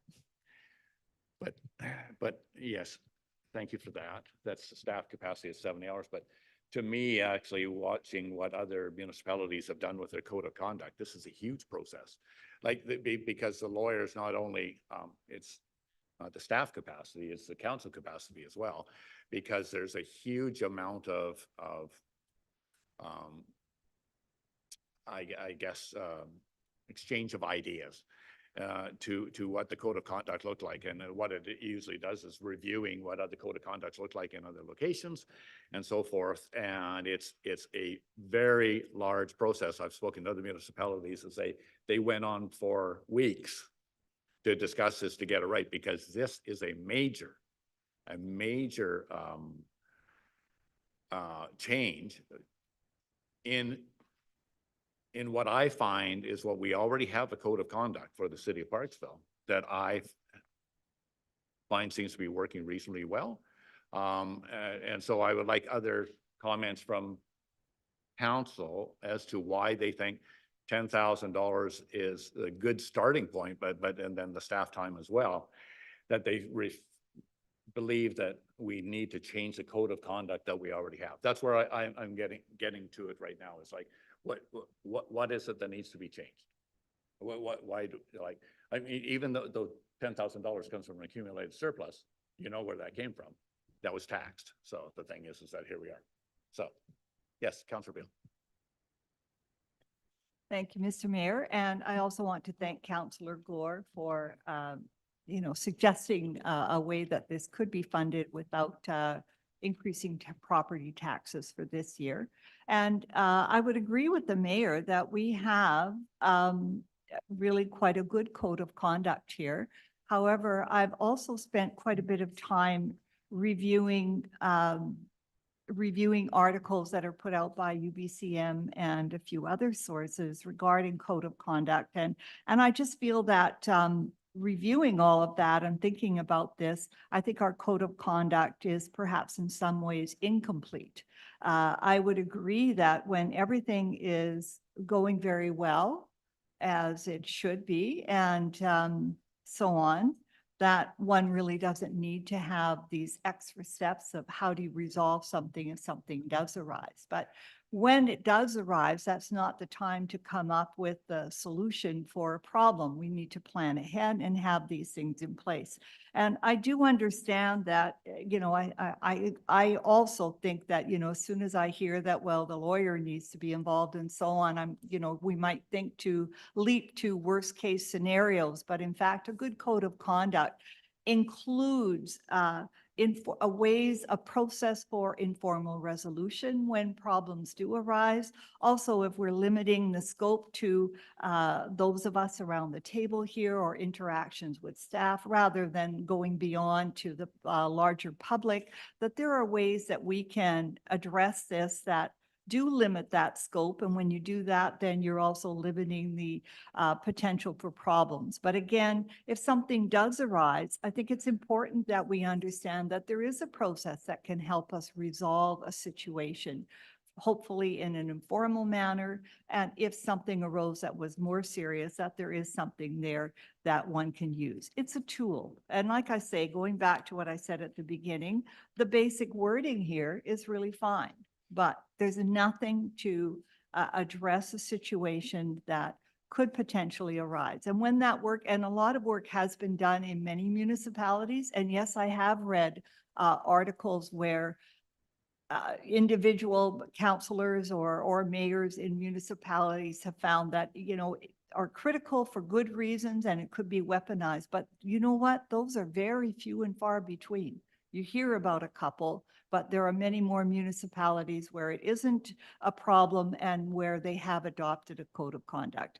As well, from an educator's point of view, because I worked in the school system for many, many years, it would certainly be something that I would work on, whether it be with my classroom or with the school as a whole. And once we all understand not only what the expectations are for behavior with one another, but also what can we do if we've messed up and we've made a mistake and we perhaps unintentionally and hopefully not intentionally cause some harm. So just having those things in place can go a long way to prevent any situations. We come from a variety of backgrounds, and all of those things play a role in how we interact with one another. So I would like to support us having this in place. And again, I appreciate that there could be a way to do this that would not increase property taxes. Councillor Martin. Thank you, Mr. Mayor. You know, when I first became a councillor, I read all the code of conducts. We had to sign them. And I felt, yeah, that's me. That's who I am. But we're all different. And I think it wouldn't hurt for us to have a review and not to defer it till the end of our term, because we talked about that last time. We would do it now so we would have it in place, and it would be in place for the future. And I think that's money well spent, and I appreciate where the money's come from. It's not going to be a tax increase at this particular year of conservation. So that is more a professional looking at this that's qualified, because I'm not qualified. I don't think so, but others professional, whether it's the lawyer that has their hands on all these different codes of conduct and give us suggestions, and then we can affirm what's best for all of us. So thank you for your time. Thank you. Thank you. And just to clarify, though, that it's not a tax increase at this time, but it is still a spending of tax dollars that have already been raised and paid for by the taxpayers. Thank you. Councillor Gordon. Thank you, Mayor. I want to thank the two wise women that I share this table with for their thoughts on this. And perhaps other council members will have things to share as well. I'm open to their views. At this time, I'm quite convinced that having something that can be enforced or adjudicated upon, that the councillor mentioned previously, which this one lacks at this time, I think is important. And we as elected leaders of our community lead by example. Let's have this code of conduct for us rather than the next council that's to follow us. I share the same concerns as most of the councillors mentioned about weaponization and affecting the cohesiveness of a council. However, that should not deter us from having order, rules, governing how we conduct ourselves at this table and outside this forum. And it's a privilege to be sharing this table with a lawyer, a council member. And to me, it appears that having a criminal code with no enforcement is just a waste of a criminal code. Same way, if a code of conduct has no teeth, it's not able to enforce the behavior it seeks. in my opinion, is ineffective. And if some council members feel that they want it to be an effective code of conduct, and in my conversations with the staff, it has been brought forward as an important item for council to consider. As it stands now, I think I will be in favor of supporting this motion. Again, unless convinced otherwise. Thank you. Councillor Grant. Thank you, Mayor, through you to council. Maybe first I have a question through to staff. Should a situation arise on council, given the existing code of conduct, would there be opportunity, should council pass a motion either in camera or in open meeting, to refer an item to a third-party adjudicator? Is that something that's currently possible? If I may, through the mayor, yes, to sort of give a, I guess, a quick response, but the challenge is that you as a council, I think when you're talking about the risk of weaponizing, you as a council don't really have the authority to comment on each other's behavior on anything outside of the code of conduct. So I think my experience would be that, yes, you could refer something to a lawyer, but it would just be for their opinion. It wouldn't really give a lot of options to you beyond that, I don't think, without something being in the code that gives you that authority, I suppose. Thank you. So I appreciate the additional clarification on the yes. I have watched a staff presentation given last week by the in the city of Penticton. The process outlined in their code of conduct, which they have deferred to vote on till next meeting, basically outlines, to my mind, a process that we currently already could use in Parksville without requiring any additional changes to our code of conduct. Step one, resolve the issue as much as possible internally. Not an official thing, just go one-on-one with your whoever you've got a concern with, which is frankly what we should all do in our daily lives anyway, if we have an issue. Step two, if it's unable to be resolved through that, then there's an opportunity to refer it to a third party who could adjudicate it. And at the end of the day, what happens is the adjudicator provides a recommendation that council then votes on. So that is, to my mind, no different than what would happen in our situation. If we had an issue that came up, we could refer it to a third party. It wouldn't, the councillor could request it and say, I'd really like this to be looked at by a third party.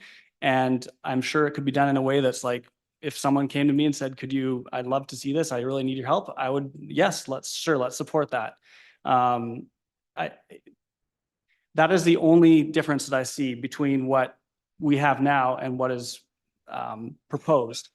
What I do see, however, is an issue of priority. What do we want to allocate 70 of our very precious work plan hours to?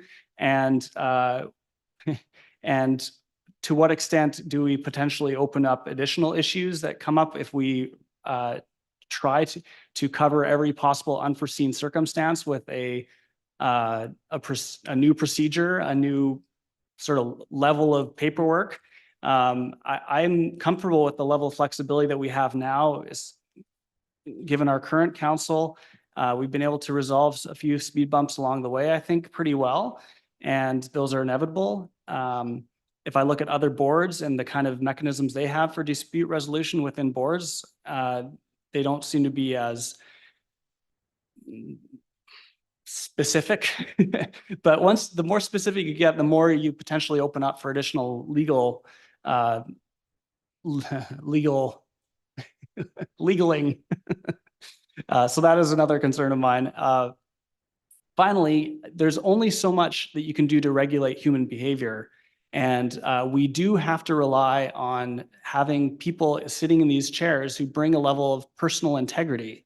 And I would be very much open to, as a later stage of our council, to perhaps consider what are some additional steps we can put in place to ensure that that the people even elected to this board maybe sign a code of conduct before they even are able to run. I don't know what the legalities about that is, but if we're able to come up with some ways to ensure that the people who even end up here are less likely to ever have an issue to begin with, that's where I think we could get the best bang for buck.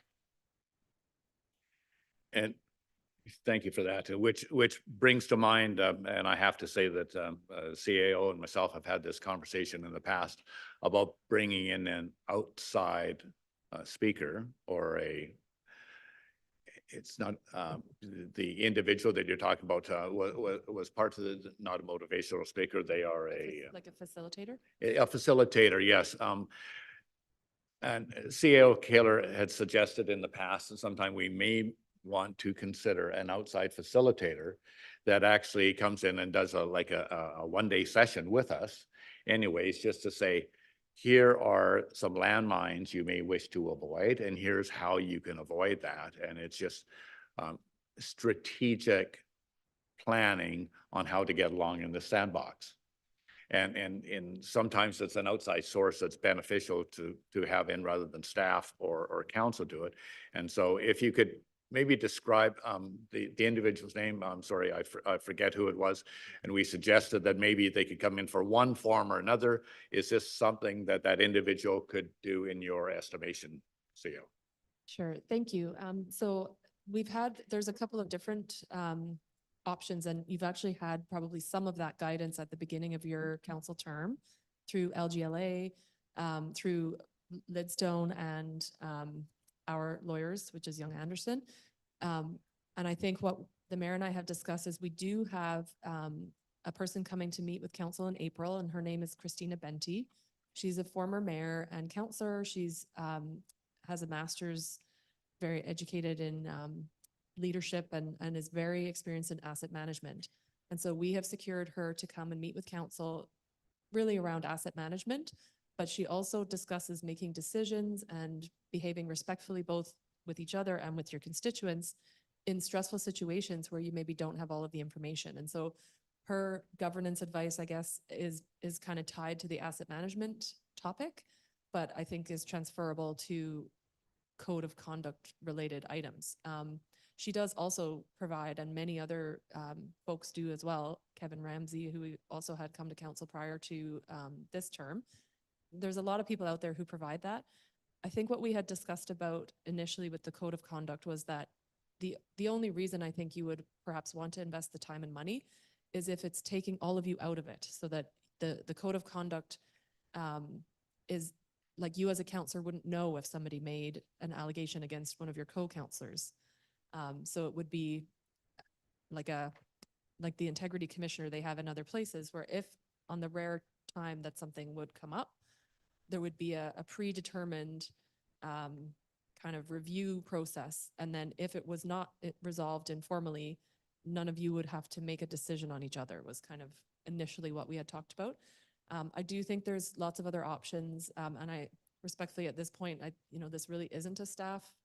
We just don't really have a recommendation either way. It's really something you as council have to decide.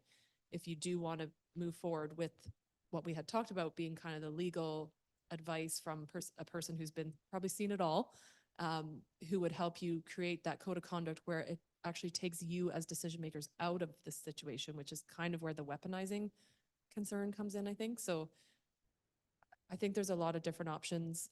Perhaps at this point, given that you have already, we have Christina in the budget and we have her coming, maybe even informally, folks could chat with her about her experience as I think she was a mayor 3 times and a councillor many other years as well as that. So, and if she does work with other governments, she can probably, for less money than a lawyer, could give you some advice on what the pitfalls might be. So I believe we have her scheduled for April 4th. Not that far away. Yes, thank you for that. Councillor Wood had his hand up first, and then Councillor Beil. Thank you, Mayor. I don't want to spend money on this, and I wish we didn't have to, and we don't have to, but I obviously like to deal with things on a person-to-person basis, like you suggested last meeting, Mayor. But sometimes people may not feel comfortable doing that. And so I'm very aware of that situation, those situations as well. And so maybe this time is an actual deferral with a date, and we listen to the facilitator who's coming. And should something pop up maybe in the next year that can't be resolved with our current situation, can't be resolved face to face, the facilitator didn't help us. Maybe we can not spend money with this budget right now. But if there is something that seemed insurmountable by the time we're talking about next budget, maybe we could do it then. I do want to mention, it seems like we've had a more fulsome discussion today on the topic. Thank you. Thank you. Councillor Beil. Thank you, Mr. Mayor. And picking up on a few things that Councillor Grenz has mentioned, I certainly would like to think that we could go with an informal resolution. And I found in my own experience in my career that generally was very, very successful. However, going back to our existing code of conduct, we don't see that option here. Now, of course, one would think that you can just go ahead and do that. But I think that when we state something as possible, it maybe makes it easier. In fact, it should make it easier for someone to consider that step if something does come up. We may or may not know each other outside of relation around this table. I hesitate to go the lawyer route a little bit. I mean, down the road perhaps, but if there's another way to get to a code of conduct that includes some steps for resolutions when and if something does occur, I think it is valid to have that in place. And if there's a facilitator who can help us get to that point, and hopefully for less money, I would be all for that. So I'm not exactly sure where I'm going with this, and that it sounds like we could have some options. I'm open to that, but I don't think that we should just leave this. I think it is important to have, yes, it does cost some money, but it's also important that we as leaders around this table lead by example, have things in place. And also, I would like to think that we've also got some security here in terms of bringing up our positions forward that might differ from someone else, and have certain protections in place too. Thank you for that. Question to our CAO. What is the provision for taking our existing code of conduct and amending it perhaps, that maybe to address maybe a shortfall in our existing code of conduct? What does that method look like? If I may, that's quite a simple process. It's really just a resolution from council to amend the current procedure or the current policy, which is in the policy manual. So you could either just give us specific direction to amend it as follows and give us a list, or, which would not be my preference, I guess, is for us to bring back recommendations. But I think that would be challenging for us not really knowing exactly what you want changed. But those are the two options: for staff to come back with some recommendations, or for council to direct us to just add a clause or a sentence or some item that you want to see changed. Well, I think that would be a more wholesome discussion to have, is that all council weighs in, and perhaps like just weigh in, and then in a committee of the whole environment, we could actually say, what is it about the code of conduct that we currently have that maybe you picked up some other code of conducts which are available at the other municipalities that we can plagiarize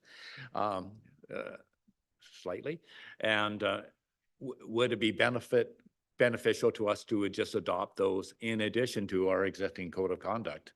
And that would also be maybe in conjunction with having the consultant coming into speaking with us as well, to giving us some advice with maybe what that could look like. Maybe you're short here, or where it was short there, to have someone other than legal. We've already have in our budget, this Christina coming to see us.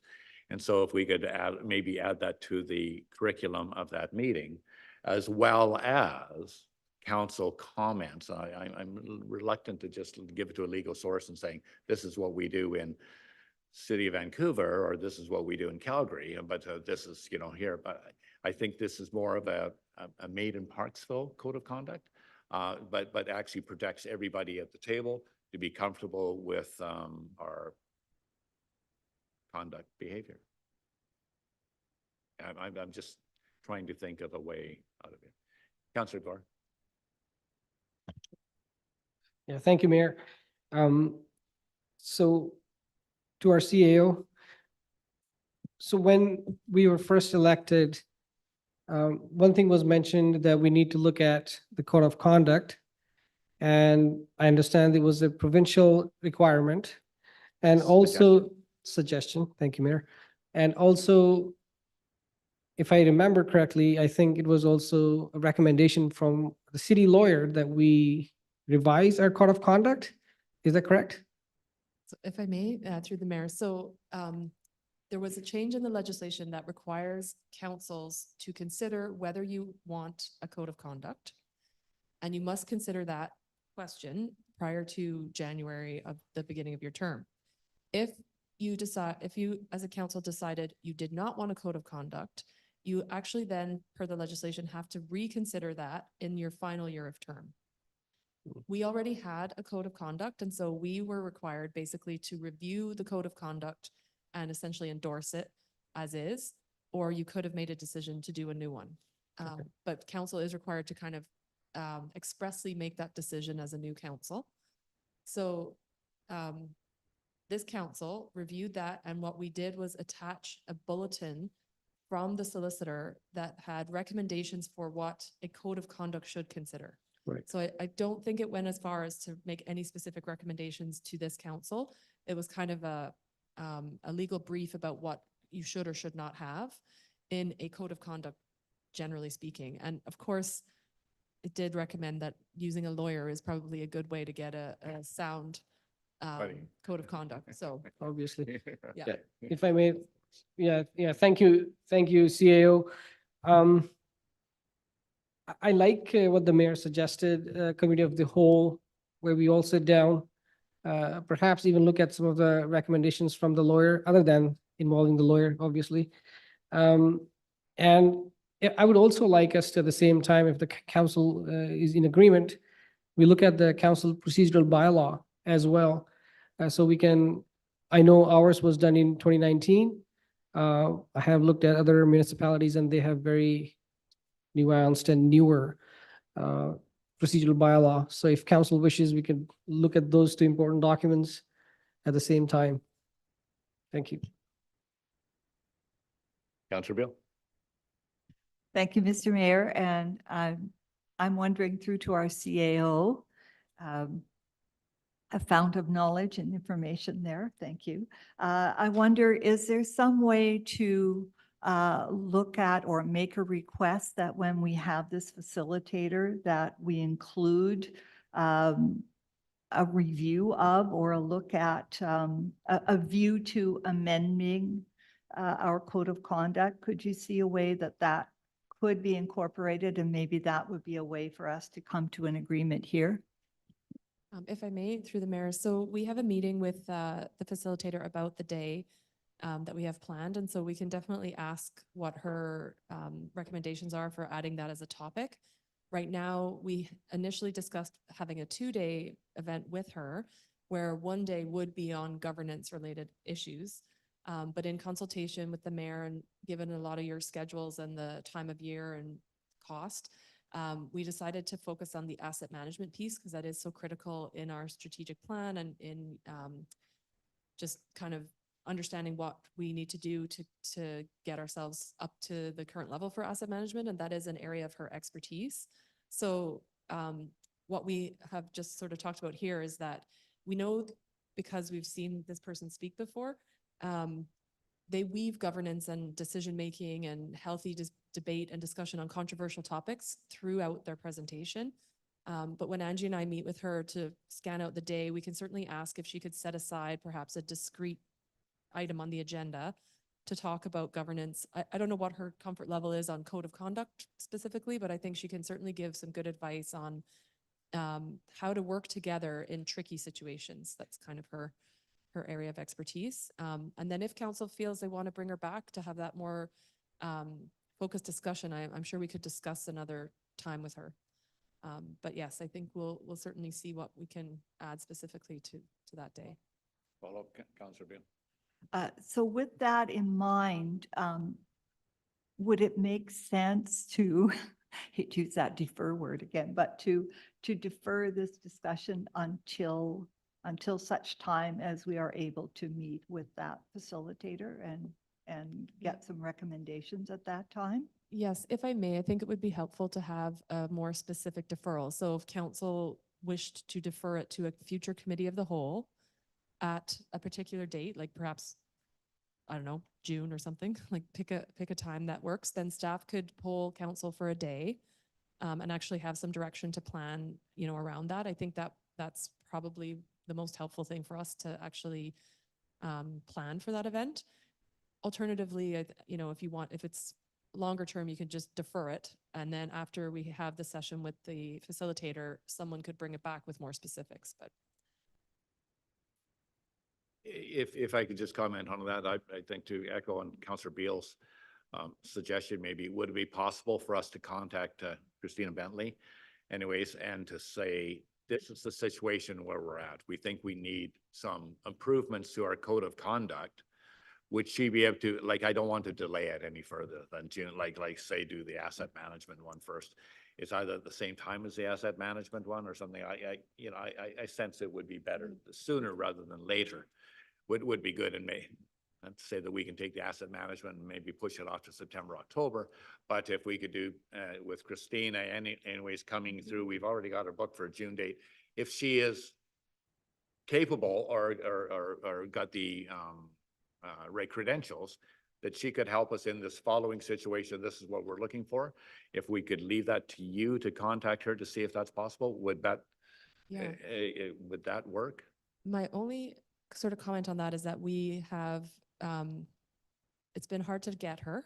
So we've moved things around, and we initially had her for a 2-day early, like last year, but that didn't work out with everyone's schedule. So we can certainly talk to her. We have a meeting scheduled with her to prep for the April 4th event on March 12th. And so we had told her that we wanted to focus on the asset management piece, because at that time we didn't think the governance piece was that much of a priority. So what we'll do is we'll reach out to her and ask her if, I'm assuming you still want to just do the 1 day, because that was our initial plan was 2 days, but that's very hard for staff to find time that you can all be there for 2 days. For 2 days. So we'll contact her and see when we can actually speak with her. That was the earliest time that all three of us have an hour is March 12th, like the same hour.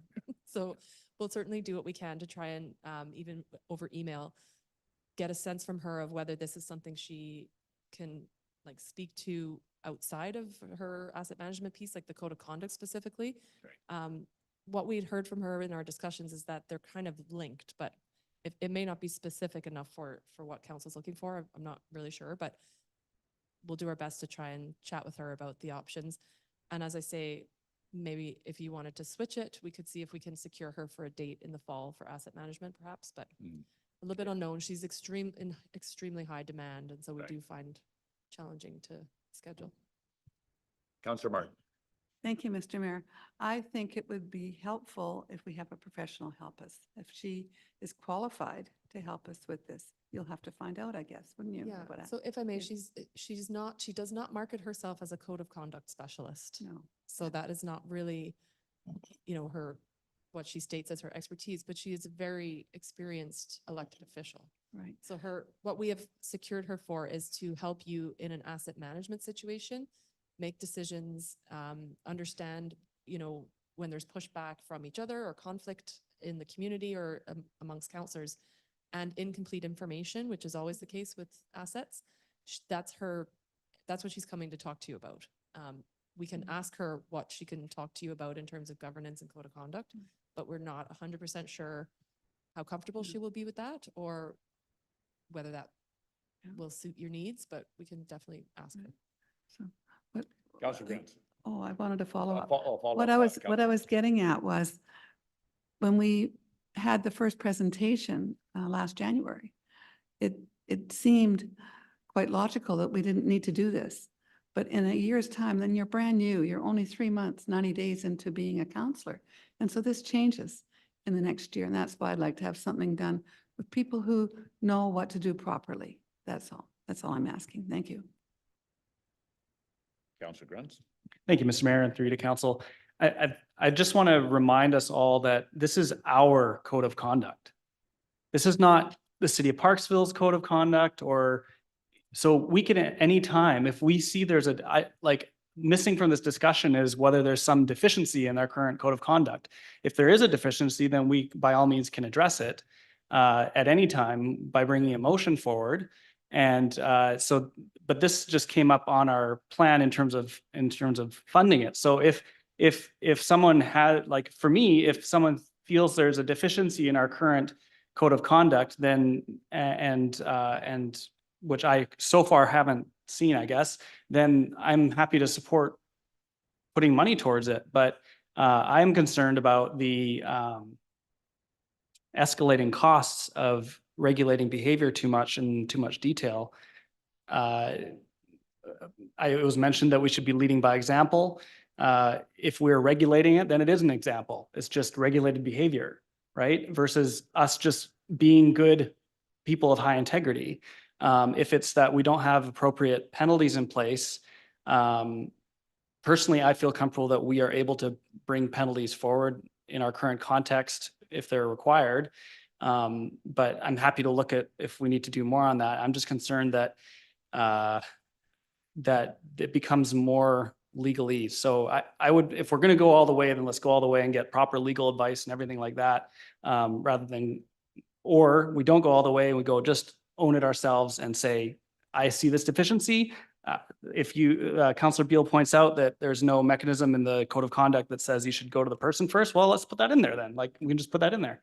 If we want to have, ensure that there's opportunity to refer something to an outside party that's in the code of conduct, we could also put that in there as well. So I think this is just how we want to govern ourselves. That's how I see it. Thank you. And to that comment, which I appreciate, this is our code of conduct. And like, I get that there's some people at this table that are new, some are old, and some are in between. But at the same time, if we had a code of conduct review of our code of conduct itself, conducted by ourselves in like a community of the whole type of atmosphere, it would be beneficial that we all participated in that, because you can tell by my thoughts and comments is that I think we're doing a pretty good job. But obviously there's something there that's bothering some other individuals that they're not comfortable discussing. And so if we can do that in a committee of the whole where we all can discuss it and say that I think we need the following for such and such, then I think that's good in two reasons. It brings it to the attention of all of us that this is a problem that maybe isn't being amplified.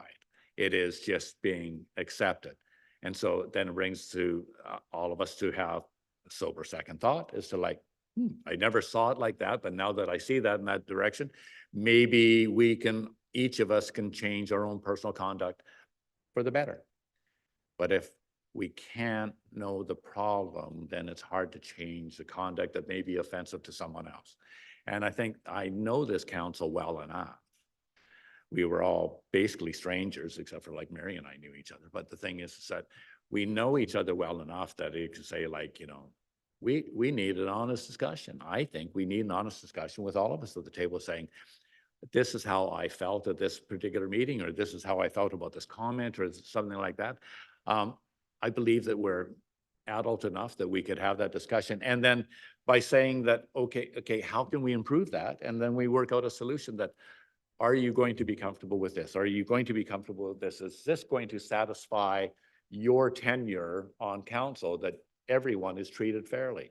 And I think we all started out that way. We thought we were, and so forth, but we're all leaders. All of us are leaders because we're elected officials. and we've chosen this route. But at the same time, we have to get along cohesively to get the best governance for it. And that's what all of us want. We all want what's best for the city of Parksville. And it's best if we all work together. So I would suggest that if we had a committee of the whole meeting, that we can all, go home and take down your own notes type of thing. And if we could have a meeting like that, would everybody be comfortable with that? Which would be, a result would be an amendment probably of our existing code of conduct. Custom made, stamped by Parksville Council 2024. Would that work for everyone? Councillor Gordon. Thank you, Mayor. Can we add to that the possibility of looking at the procedural bylaw at the same time? No? Yeah. That's my only comment on that, Councillor Gore, is that we try and do that with too many of our meetings now. And that's why, like, you probably feel like I'm rushing meetings along. I'm just trying to keep it on schedule. I'm not trying to be abrupt. I'm just rushing.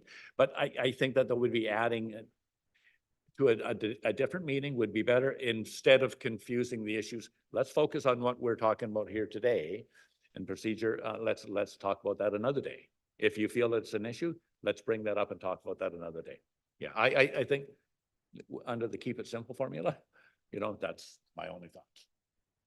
Councillor Beil. I actually got the impression that our CAO had some Oh, comments I'm about sorry. that. I could be wrong. No, thank you. I Through the thought mayor- she was doing karaoke. Oh, you don't want me to do that. I was just going to mention we have a motion on the floor at the moment before we move to. Just approve. want to continue to make sure that we have a fulsome discussion. Councillor Martin.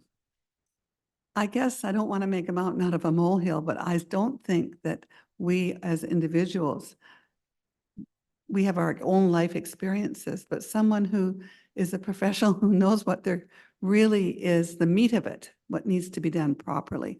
I just think there has to be an explanation. And we had the lawyers here. I don't know if it's the lawyers or this other person, but that's just what I'm thinking. And I would like to do it sooner rather than later, that's all, rather than deferring. So whoever the person is, I don't know that we can just sit around the table and figure it out. I just think we need an outsider to say, well, these are good guidelines, this is a good guideline, or all these things are the right thing to do. Maybe we could open it up a bit more to come up with an incident and then call a professional, and that's ridiculous. I think we can just do it ourselves once we have it in place. That's just my thought. Okay, so I'm trying to draw this conclusion. I'm watching the time here. But at the same time, CAO Kaler offered to talk to Christina Bentley anyways to see if this was in her wheelhouse of expertise, bringing in a consultant that has, she's well-spoken. She knows what she's talking about. She has experience. So I would surprise if she couldn't provide some guidance in something like this. So I would, can I make a suggestion that we defer this motion for now until our CAO has had a chance to talk to the consultant and bring that information back to us before we make any decision today? If you saying that, okay, that's not really, okay. So I would move that. Councillor Beil is seconded. Okay, so what I'm getting is that there's a motion on the floor now to defer the motion about the code of conduct in 2024 and allocating 10,000 from accumulated surplus until the CAO can discuss Christina's expertise and ability to assist in code of conduct review. Yeah, and I would just put in, as Councillor Martin says, sooner than later. Yeah, because we, like really, like if we have our book for April, that would be a target. That would be. Yeah, and the seconder also has a quick comment. Yes, I'd just like to say that regardless of whether or not this individual is an expert in this particular area, someone who has good credentials as a facilitator can often play that valuable role. So it's nice to hear that she's good, but I just wanted to focus on that word as a facilitator rather than an expert in code of conduct or this or that. Yeah, I agree. Yeah. All those in favor? Carries unanimous. Thank you. That was easy.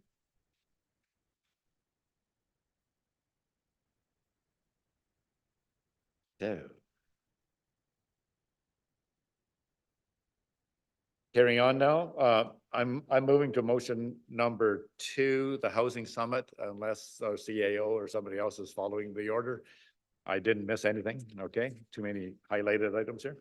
Motion to the housing summit. Do I have a mover and a seconder for the recommendation that Councillor Martin be authorized to virtually participate in the UBCM Housing Summit on February 13th and 14th, 2024, with the cost of registration approved from Council Contingency, motion 24032. Have a mover and a seconder for that. Moved by Councillor Wood, second by Councillor Beil. Any discussion? All those in favor? Carries. Thank you. Okay. We have one. I want to make sure I didn't miss the liaisons here. No, there they are. Okay. Didn't want to forget you. We have one notice of motion on the agenda today. Councillor Beil and I will call on you to read it out, Councillor Beil. Councillor Beil will discuss about the extreme weather access to Parksville Civic and Technology Center. The following motion has been placed on the agenda in lieu of notice, so council may vote on it at this meeting. Thank you. Councillor Beil. Thank you very much, Mr. Mayor. And just for clarification, in item 1, I will like to amend by adding the word extreme before cold weather. And if I could add that in, just for clarification, it actually is in the main resolution.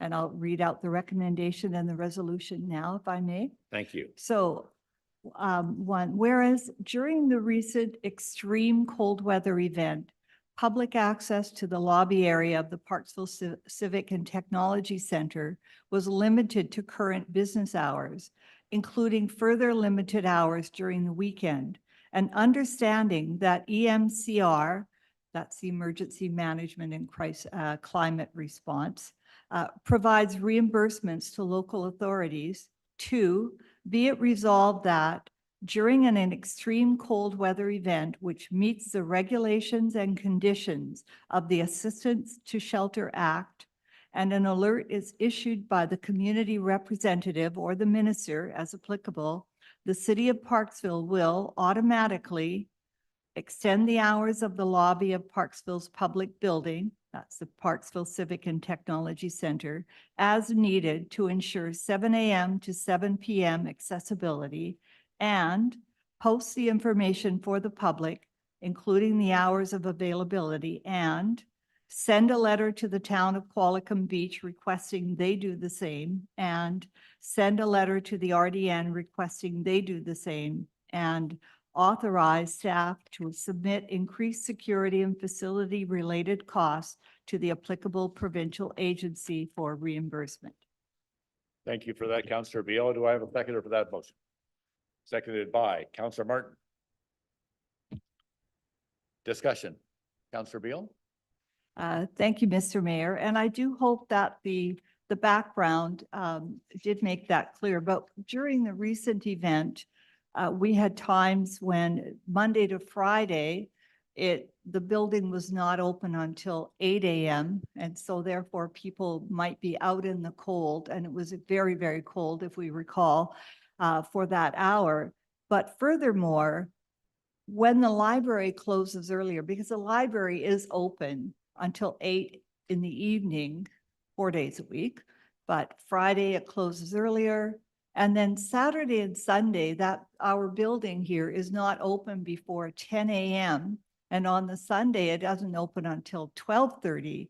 That means a full 6 hours when people might have been forced to be out in the cold if they were in this area. And we know it was so very, very cold.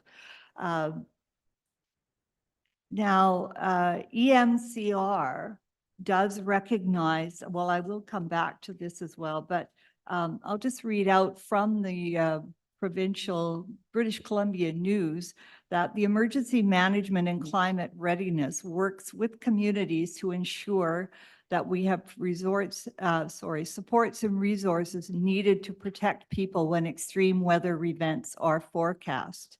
So they provide reimbursements to local authorities for opening emergency warming centers. Now, this would not be a warming center, but a warming space. And it goes on to mention that a new feature of Emergency Info BC is that, and for local governments they add the locations of emergency warming centers and public warming spaces to a province-wide map. And I did go on to that map to have a look at what was posted there. And I did note that our library was posted, as well as the arena, RDN Arena, Oceanside Place. But again, the hours here for the library are very, very limited. So if you have any questions about this, don't hesitate to ask.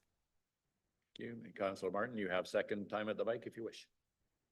I don't have any questions about it. I think it's very, very well done, Councillor Beil, and I would recommend that we support this because, and it's in place then, so when the time does come that we can do it right away. That's very important. Because you don't want to have to call a meeting and then try and throw things together. Thank you. Thank you, Councillor Martin. Councillor Gore. Thank you, Mayor. And thank you, Councillor, for bringing it forward. So I think the council members are quite aware, and even I think the staff as well. When we were receiving correspondence from the members of the public who were concerned about the time lag between when the warming center or the overnight shelter, I guess, in Qualicum Beach would let people out at 6:30 and there was nowhere for them to go except McDonald's or other places in the community, but not like a warming space that was available for them to utilize because of the time lag, which Councillor Beil very vividly mentioned.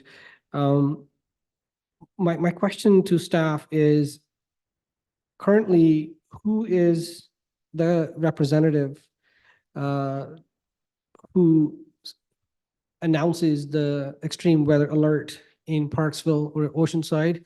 And second, do we have an extreme weather response plan? If I may, through the mayor, we don't have a plan or a designated person that I'm aware of.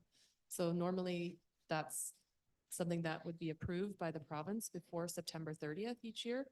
And our understanding of that is that it hinges very much on cities or local service providers filling the gap that BC Housing funding doesn't cover. And so all the information we have says that the emergency response from a city or from a non-provincial agency is really triggered by BC Housing asking for assistance and stating that they are at capacity.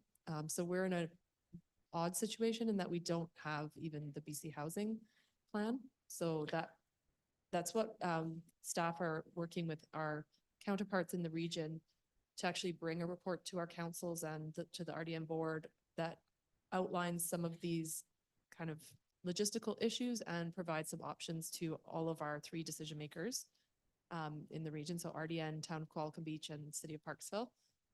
We do respond as an Oceanside region through the town and the city. And informally, the RDN is a participant in that, but we're also looking for them to formally confirm that they're part of EMO.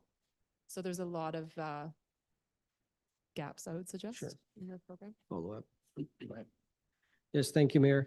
So if this resolution was to go forward, in terms of city resources and staff, what do you anticipate?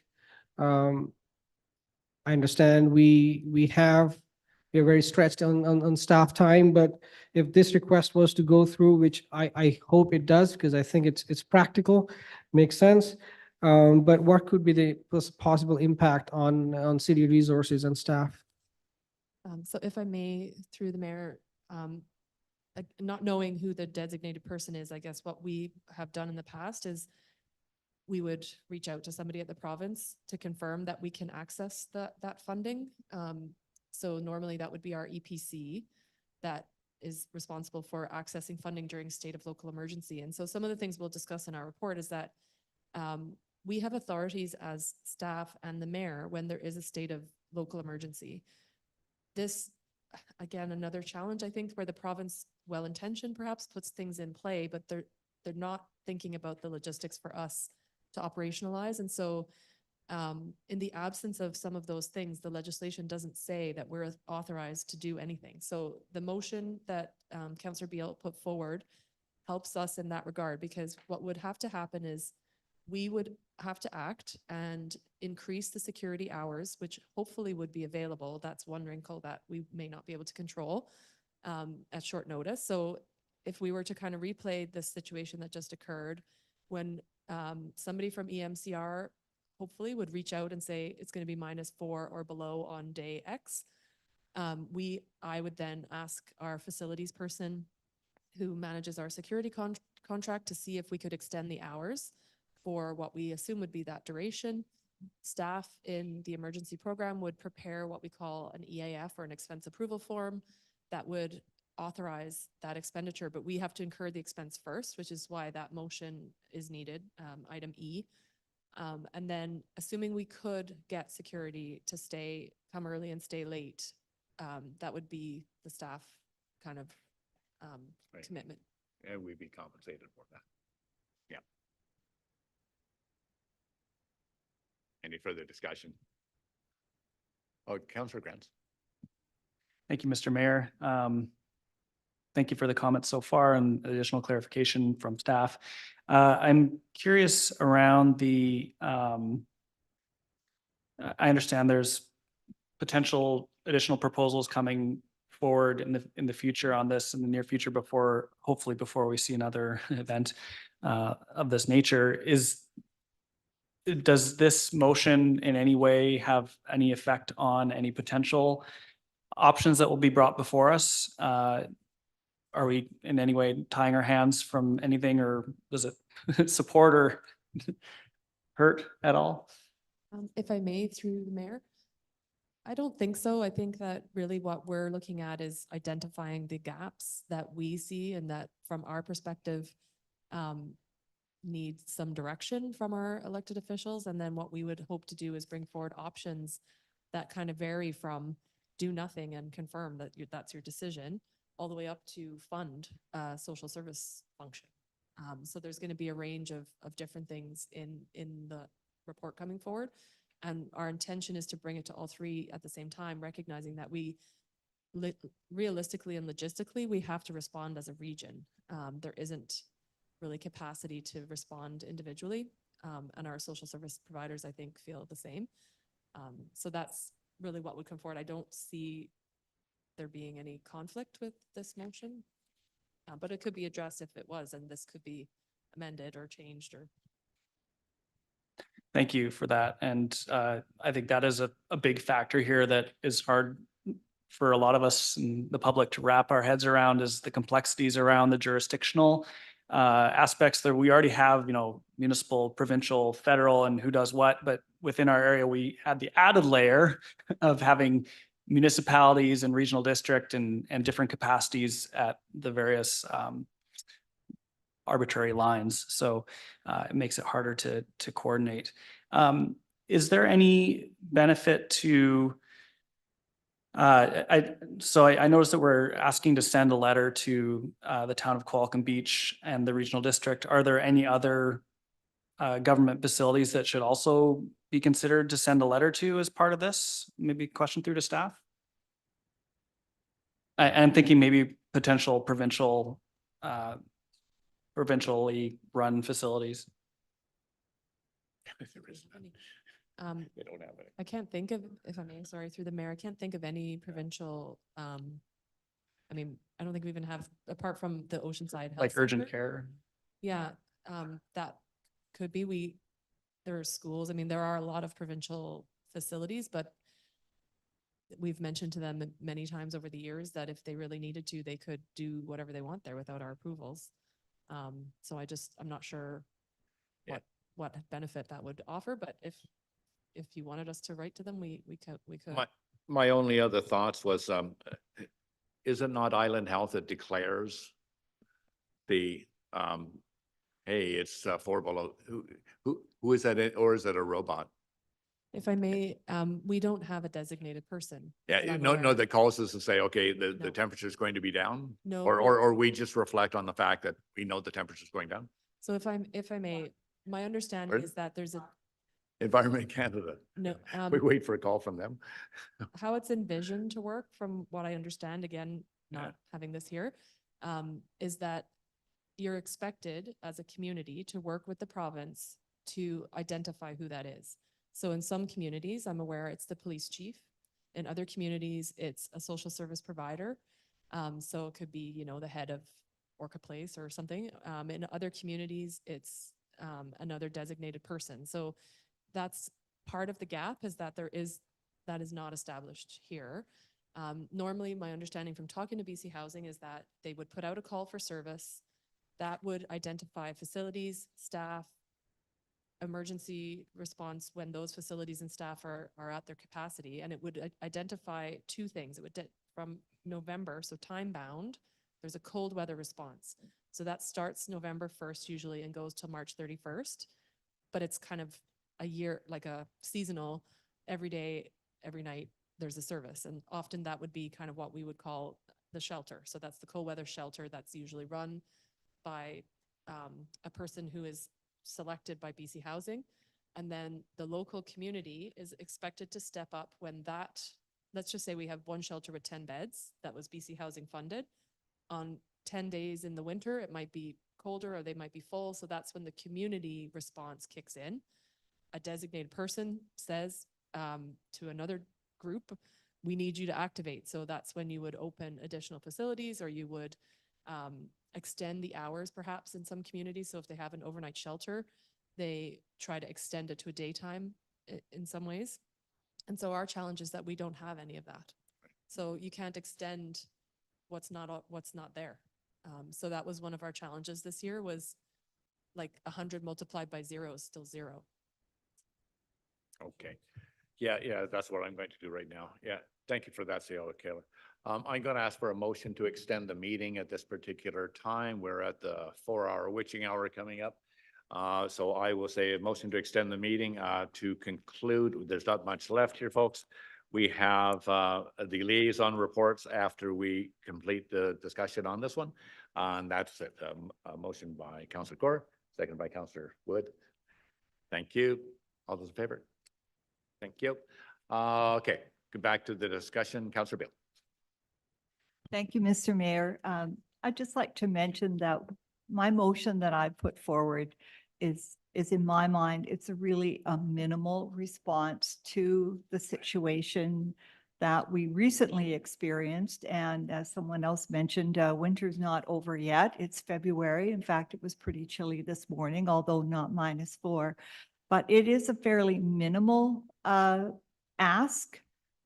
It does not go on and beyond because I'm hoping that we can, at the very least, put something like this in place so that people, regardless of their situation, my understanding is that there were some individuals who have a house, but in fact, for whatever reason, they had no heat, that were accessing warming facilities. And I do not think that we should be leaving it up to local businesses to provide that service for people. So it's just to have a warm space. And as our CAO explained, there are differences. And I think that Councillor Grenz alluded to that as well, that on top of all the different boundaries, we also have BC Housing is responsible for some types of services. EMCR would be the agency in this particular case, and it is to provide a space that has heat so that people can get out of the cold.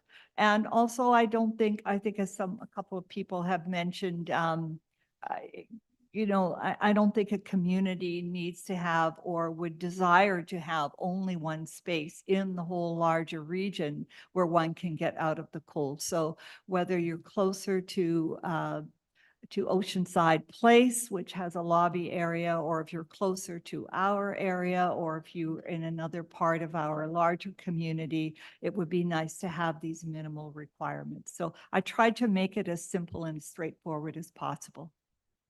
Thank you. I'm going to call the question. All those in favor? Thank you. That carries. Thank you, Councillor Beil. Is there any notices of motion at this time? Councillor Gore. Yes, thank you, Mayor. I do recognize the precious staff time, but I will put this forward and hopefully we can have a discussion at the next meeting. The council direct staff to prepare an OCP amendment and a report that designates a new low-impact development area zone along the Englishman River with a similar setback as the Top Bridge Regional Park. Thank you.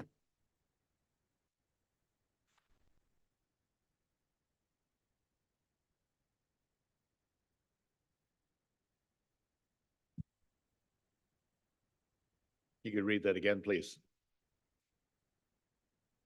I'll send it in writing as well. Yeah. That's good. That the council direct staff to prepare an OCP amendment and a report that designates a new low-impact development area zone along the Englishman River with a similar setback as Top Bridge Regional Park. Thank you.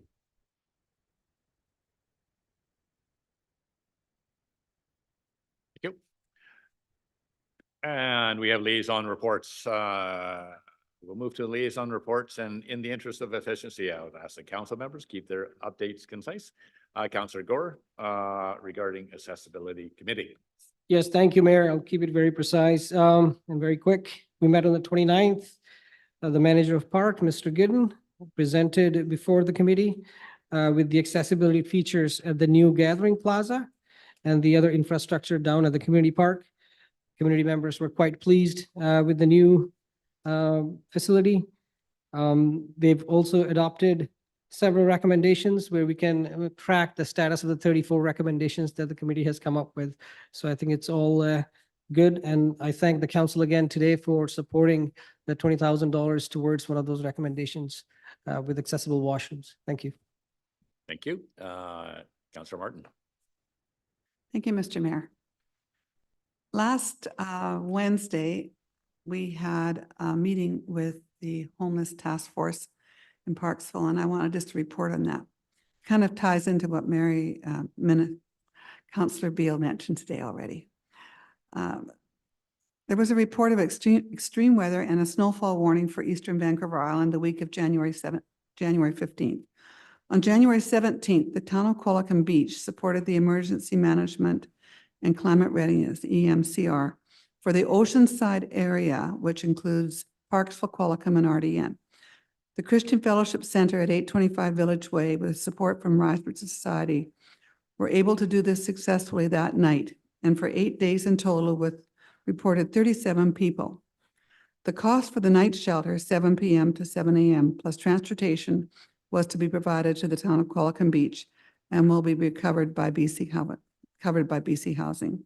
Also, it was mentioned, I asked specifically about our bylaw because we have 4 bylaw officers here in Parksville. And it was said that they were excellent, and I thought that that would be good to be mentioned too. So it was all in all, you know, under the circumstances worked out. And now we have another motion here that notice of motion. So thank you. Thank you, great. Council. Thank you, Councillor Martin. Any further liaison reports that didn't get on the agenda? No? Okay, thank you. Could I have a notice of adjournment, please? That would be motion to adjourn, moved by Councillor Wood, seconded by Councillor Beil. All those in favor? There's unanimous. Thank you, Council. 5:03, look at that. Good for you. Good Yeah. job.